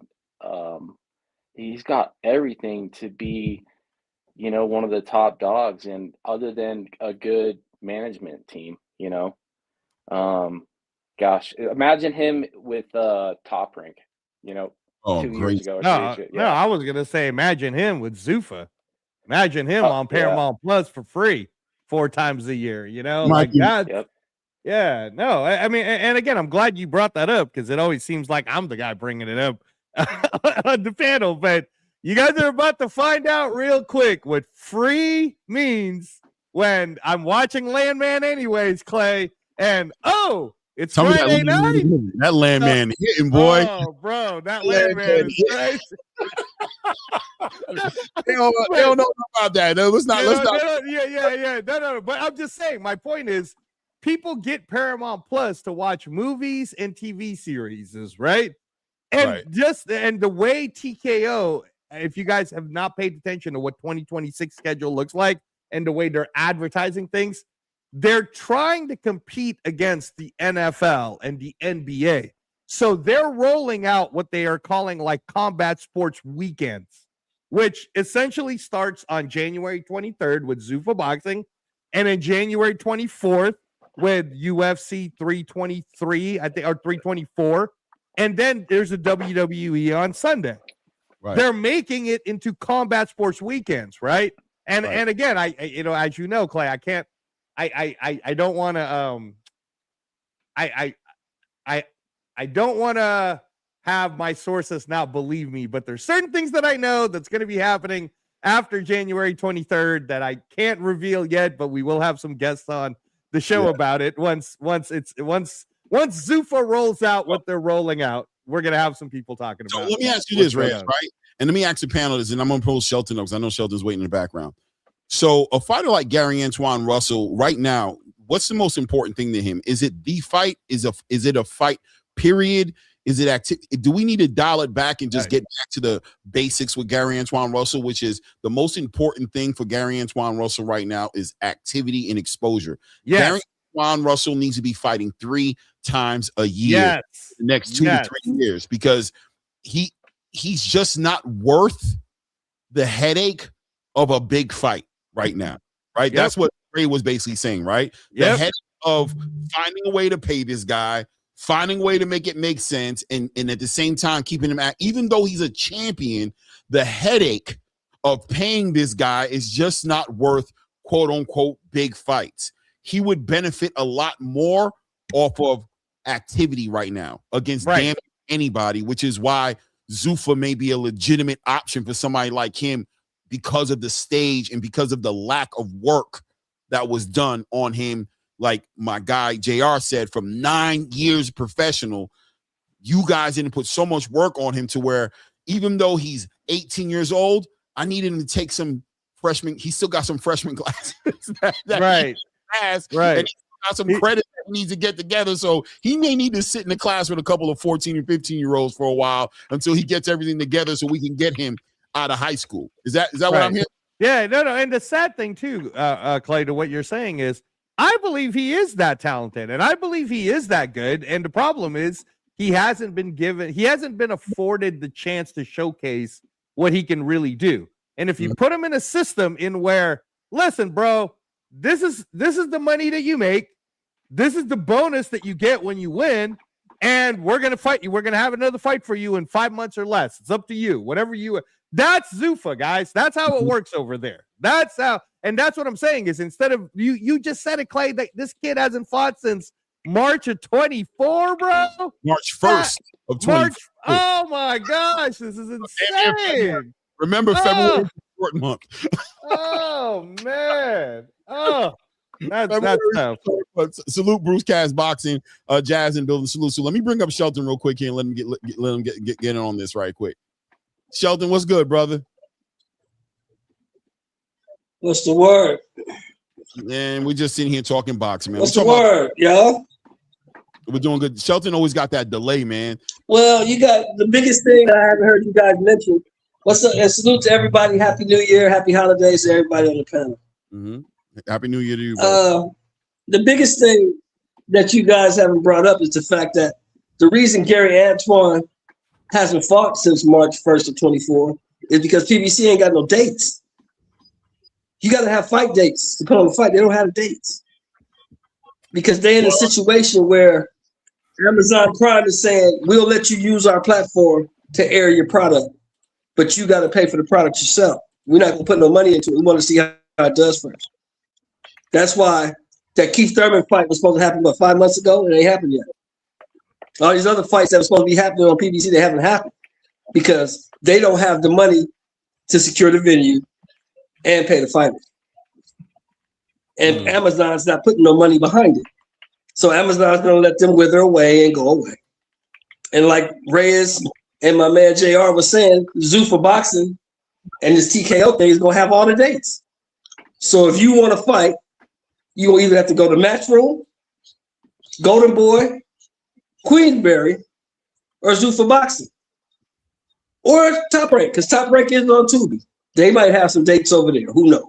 Yeah, but I'm going to tell you this, man, and this is going with what Ray has said, and Ray did what said earlier, which is I think is a real elephant in the room, which is Gary Antoine Russell. It's a headache making big fights with him because big fights don't want him because he's a hard fighter to fight against. So even if he goes to a Matchroom or he goes to a Top Rank, it's still going to be an issue because they're not going to be able to offer him unifications in the biggest fights because those fighters are in a place in their careers where unless you show them that they need Gary Antoine, they're not going to fight him. Gary Antoine Russell right now needs activity. He needs to be seen a lot. He needs to be seen 2 to 3 times, and he needs to build a fan base that is screaming, "We want Antoine, we want Antoine." And what's that going to resonate inside of the ears of promoters, inside of the ears of investors? It's going to resonate money. It's going to say packed out buildings. It's going to say a lot of viewership. It's going to say, okay, let's put something behind this kid to get him in these fights and make it make sense. But as long as they keep on doing these one-offs, year and a half hiatuses, year hiatus, and then you don't even put him on the big show necessarily, it's going to take a long time for him to build up what he needs in order to get those fights because it's about the money. So Zuffa may be the more legitimate option just off the strength of Zuffa will keep him active 2 to 3 times a year. And although it won't be against the opponents you necessarily want to see him against, you will see him a lot, though, at least. Viewership, he can build a fan base off of the viewership that he's going to get off of Paramount TV's audience, off of that a lot. It's going to be a large amount of viewership there. And at the end of 2026, maybe it can end up with Gary Antoine Russell being one of the biggest anticipated fighters to see in the ring with Jerron Boots Ennis at 154. No, he's at 154. Sorry, but I mean maybe a Devin Haney at 147 or Shakur Stevenson at 140 or whatever opportunities may be there once 2026 goes away, whatever's there in 2027. But right now, nobody knows him, just us. Let's be honest. You know what I'm saying? And that's what I'm saying. He got to get away from PBC. He got to get somewhere where he can be seen because PBC don't have the dates. But if you listen, they don't have the dates to fight. They don't have the secure. They don't have it. Junior, and shout out to Junior, right? What did he say? He was like, look, we owe Al Heyman everything. So they're being loyal to Al Heyman. And that's basically that's like the stone that's really the thorn in their back. Like it's literally hitting them in the back. It's that David versus Goliath thing, man. Get that stone, stop hitting me in the head with that stone, bro. But they just keep falling for it. It's like you're not going to get away from that as long as you're loyal. Like the loyalty is this guy saying, look, I don't have it. Go somewhere else. Go do this. Look, Barrios made a fight here. Look, this guy made a fight here. Look, we can get you a fight, but you're going to have to go over there. And it's willing. If you're willing to do so, go get it. But if you're not willing to cross the street or do those things, guess what's going to happen? You're going to end up sitting on the bench. We're going to be calling your number. And when we call you, we call you. If not, sit there until we do. And it's crazy. It's like a Beetlejuice. Remember Beetlejuice when they sat all in that office waiting for their number? It's gonna be sitting like that, bro. Dead ass. Ray, like I'm thinking like another 2 years, Gary's pretty much gonna be another Demetrius Andrade or something. Yep. Yep. Don't Yep. say that, JR. You're right. Listen, Sorry. 1,000%. Oh, you And all, it, just said right there was so right. It made goosebumps pop up on my skin, Yeah. man. And- So fucked up. and you know what's crazy? And I was, as he was saying, I was thinking of this too. And he's chasing one fight, and he just wants that rematch. That's his biggest fight to him. The Pollo. And yep, and that's a Showtime fight. It's an easy fight to make. You can do that. I'm pretty sure he'll take the pay cut to fight this guy on a regular program show. You don't have to do the pay-per-view for this fight, but it's the fact that you just can't get around the numbers. You guys don't realize you're not able to pay these guys. You're not, like you just said, Shelton, and pay the venues in this. He has to understand, like, listen, you got to either go this way or you're going to be here. And like I'm glad you said that. That is the perfect comparison. Yeah, Crazy. and to your point too, JR, again, man, people need to, again, we're on this side where we get to have viewership. For all of us, more boxing is great. More visibility to boxing is great. More accessibility so that I'm like, great, fine, whatever. Top ranks on Tubi. Well, at least that's free. I'll watch that, right? Going into 2026, there's so much more accessibility to hey, we're going to showcase your fights, that someone like Gary Antoine Russell could end up like what you're saying, JR. Demetrius Andrade, man. Yes, bro. He said that. I wasn't even thinking about that, but he said that. Oh man, I just saw it written all over the wall for him if he doesn't get active. Shelton, let me ask you, bro. I love what JR said was such a great observation, bro. This guy doesn't get active, bro. He doesn't get active, bro. He's gonna end up just. I love Demetrius Andrade, somebody who was super talented, but completely got robbed of his prime years to put on the biggest shows he could have been part of to get his. When he finally got into the conversation, he was already spent. He was already done, man. Right. And he just became a step. Exactly. I agree 100% with you, Clay. I agree 100% with you, JR. He's going to be Gary. He's going to be Demetrius Andrade because he's sticking, like Ray said, he's trying to be loyal to a guy who don't have the money or the fight dates for you. He doesn't have it. Right. He doesn't have it. I like what because if they had it, they would put the fights on. They don't because they don't have it. Yeah, there's absolutely no advantage to them not putting the fights on. I think people need to understand that. The people who want to just sit here and make excuses and you guys, nah, bro. There's no reason to not put fighters to not have fighters active, bro. There's only one thing that's going on, bro, and it's your ability versus your inability, bro. This is the battle that we're watching you go through right now as an organization. We're watching you be caught up in between able and unable. You're in that space right now, and you're doing what you can, and what you can't do is affecting big fighters like Gary Antoine Russell, who deserve and who has earned, in my opinion, a machine to be behind him and push him forward to make him the star he needs to be. And where he is right now, it doesn't seem like that machine is able to do that for him. And the loyalty and the faith that the Russells are putting into the situation that they have right now, even Gary Russell Jr. himself, opportunities not afforded to him that he could potentially get if he was somewhere else, man. Man, that conversation is tragic, bro, when we're talking about Gary Antoine Russell. But there's time, and I'm with my guy Reyes here. I know people get upset sometimes with the Zuffa boxing topic, but let me tell you something. A lot of fighters out here are losing steam because of activity. And these organizations, these promoters don't seem like they're able to give all these fighters activity. I'm talking about the dangerous ones, the good ones. Can't get that activity because you can't afford to pay the price that the stars you want to see your fighter go against needs to get paid in order to make the fight happen.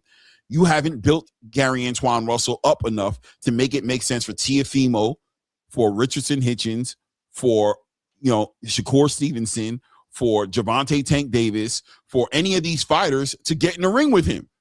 You haven't built his brand up enough for it to make sense. And who's gonna pay for the fight?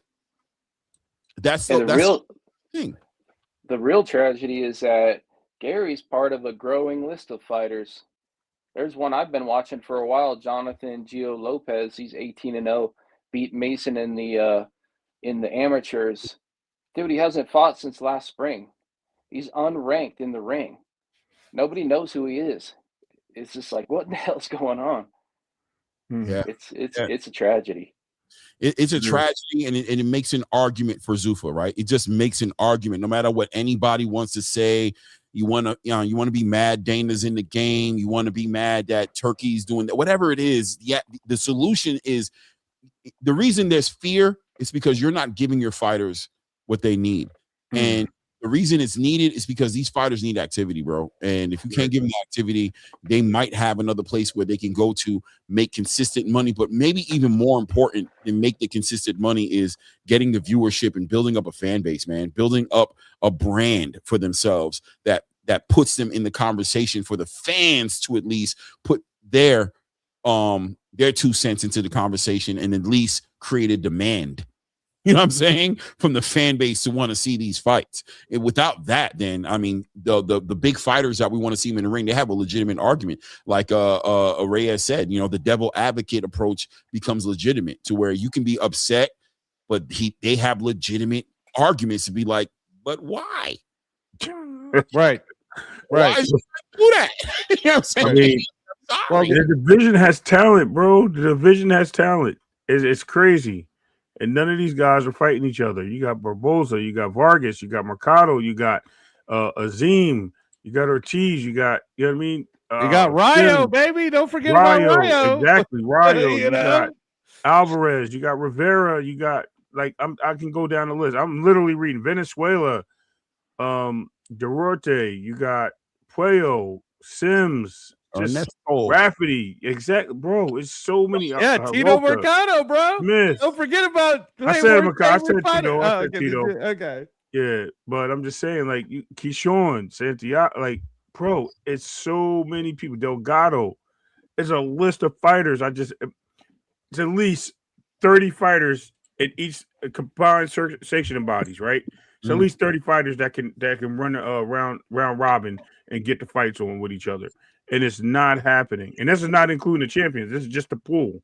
Right. 1 through 15. Comments I want to respond to. Shout out to the community, man. I love this community because we always build so well together. But Dragonfly Jones says, if you're inactive for over a year and can't get fights, what can you do? You can move on. You can get the hell up out of it. Something in the contract.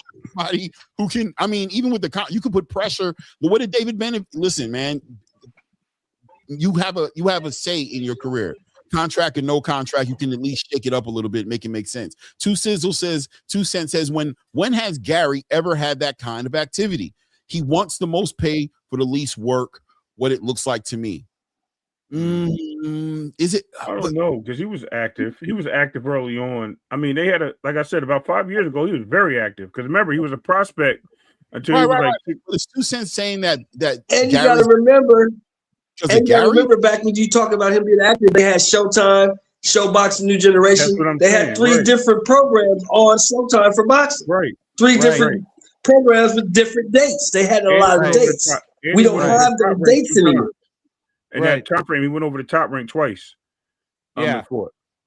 Well, and then the other thing too, Ray, is and again, man, I'm trying read the room, everyone. The landscape has changed. Paramount Plus is involved, right? Dates are a real thing, which is what fighters need. Do you know, by the way, Clay, which channel are we watching?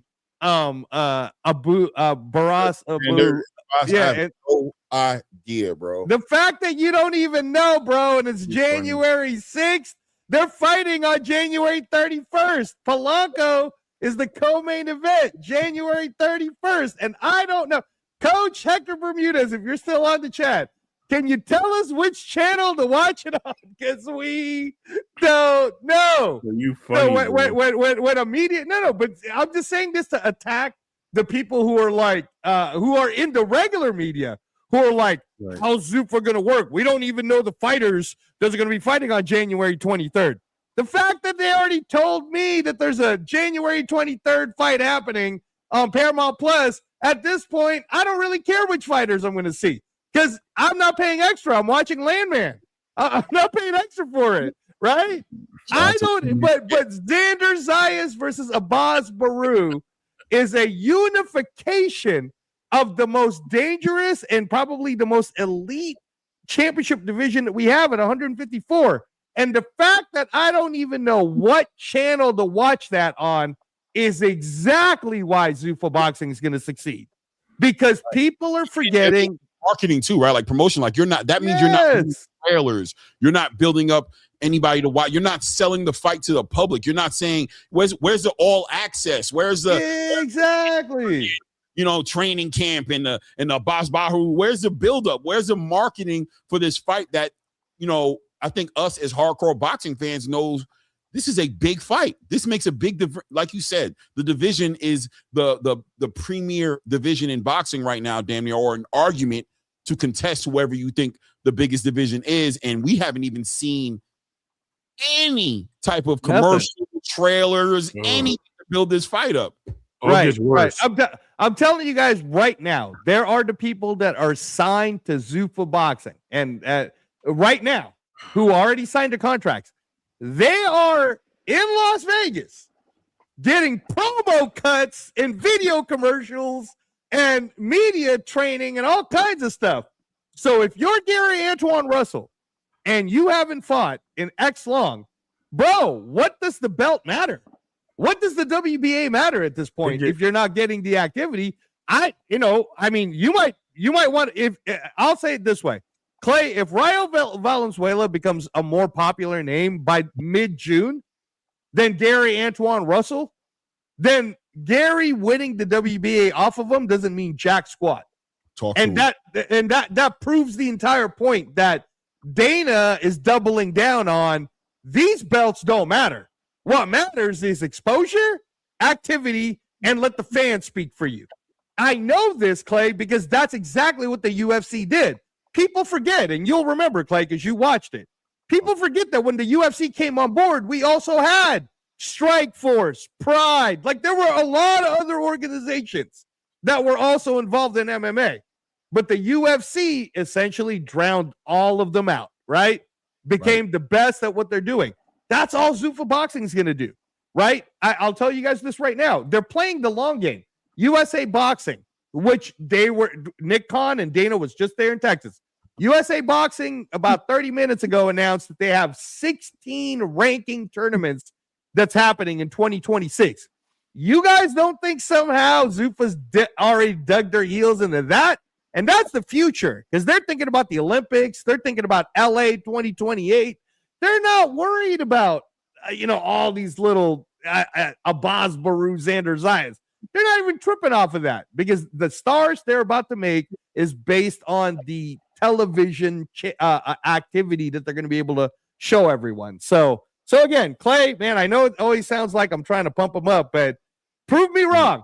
Prove me wrong. I said in these moments, man, these arguments, it ain't about pumping them up. In these moments, it's about building the future of boxing and the future stars of boxing up, bro. And these promotional companies don't seem to have put together, sturdy vehicles that can promise these fighters that, you know what I'm saying? And it's leaving a lot of fighters doing a lot more talking than fighting. You know what I mean? They're just doing a lot of talking about what they would do, what they could do.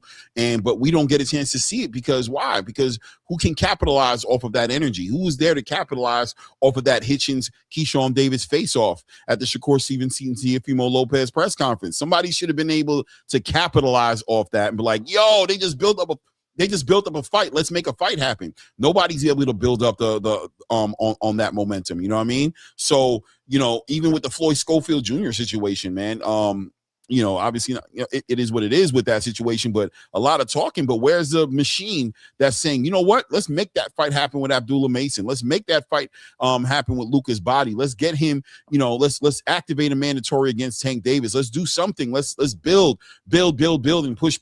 It's not happening because everybody knows it's a lot of talking with no walking behind it. You know what I mean? And this is perfect. Oh, I'm sorry, Clay. No, go. Well, I was just going to close. I'll land my plane just saying that everybody knows that at the end of the day, talk is cheap. Go ahead. Yeah. I mean, they've got the perfect setup right now with Boots and Virgil Ortiz. just the sequence of fights that have happened, and then for Boots to come into the ring when Virgil won his last fight.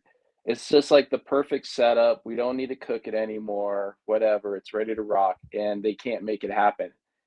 And it's just like that's the perfect point right there. That like I think this is the end of the conventional boxing system. I thought there might be like some type of duality that went on for a while.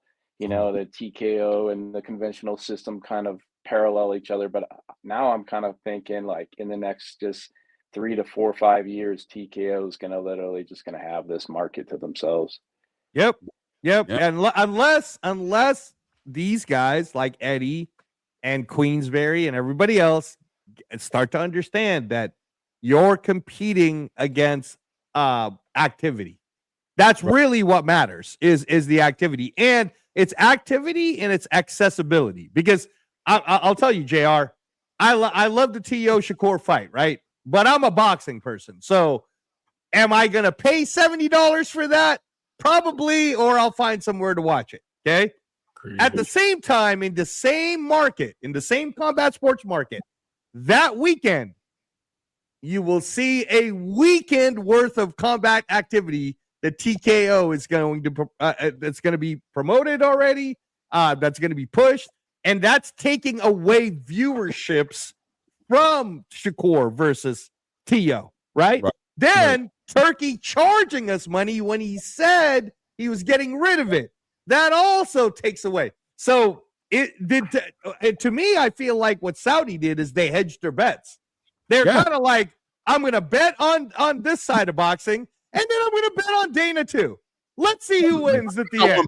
We already talked about this, Angelo. We're about to land this plane right now.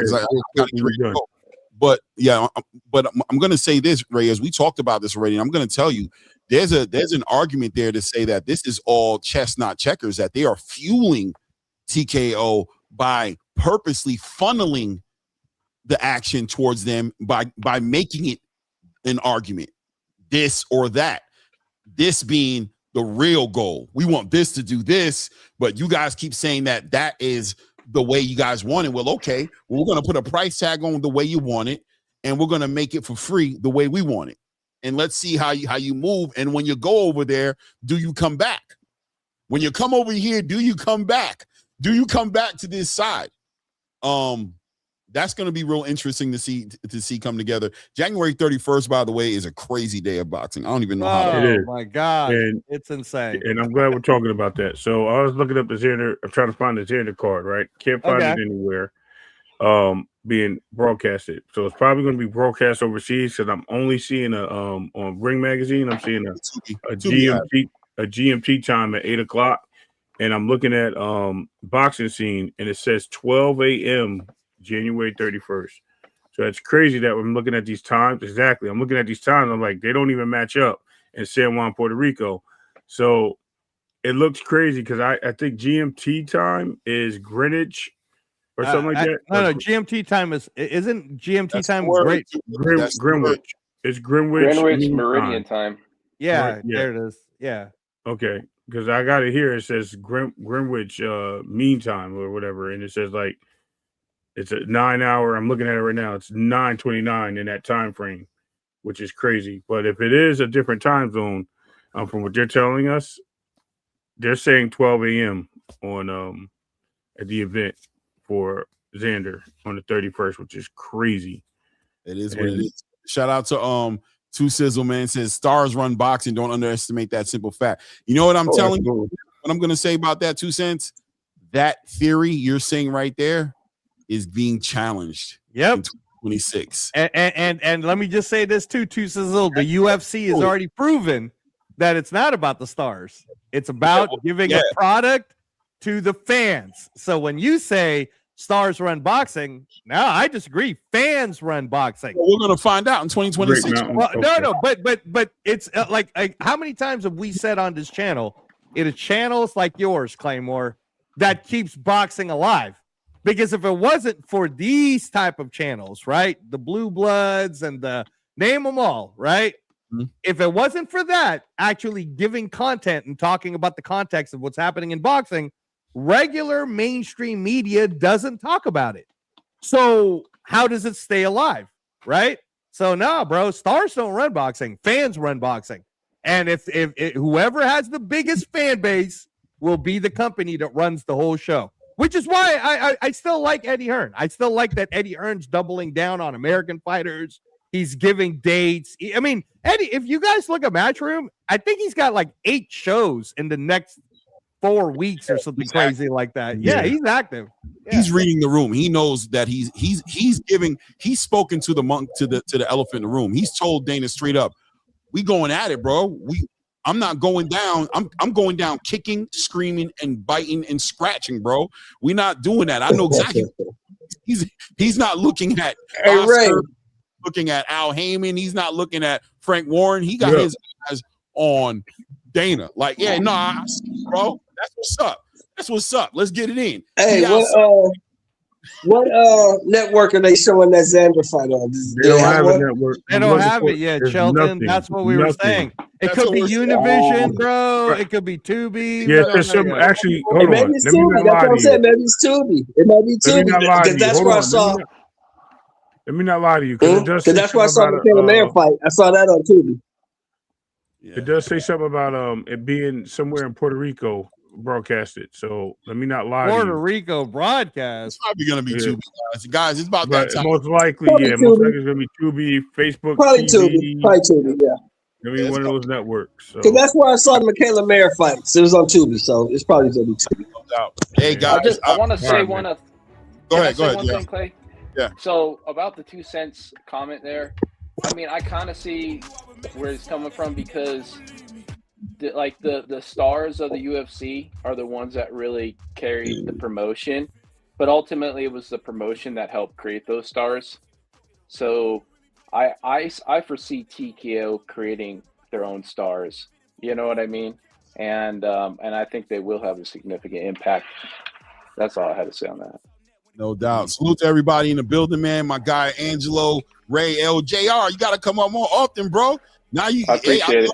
Man, the chemistry was great, bro. You acting like you got to stay in the chat all the time, man. You got to let me know. Throw that link out a little more often, man. Salute to out there. You see his bow in the back. He out there hunting, bro. Yeah, he keeping it doing what he do, bro. He a survivor, baby. You know what I'm saying?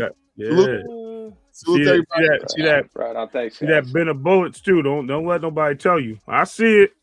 Hey, I see that case of slugs up there. Hanging like some of my shit in the background because we America first around here, bro. I ain't going to lie to you. So I was thinking about I'm about to show you some things because we get crazy over here. But anyway, I'm just messing with you. I'm just messing around. I don't want to expose them too much. Salute to everybody, man. Salute to everybody in the chat. Hit the like button if you haven't done so, man. Subscribe to the channel. Until the next one, you guys know how we carry this at ATP Combat Media Show. And at this point, we out. Yeah.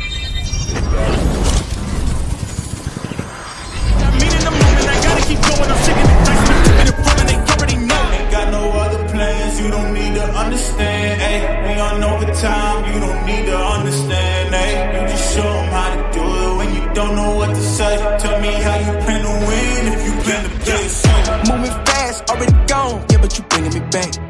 Try to double cross me, dog, just let me relax. Stop assuming, what we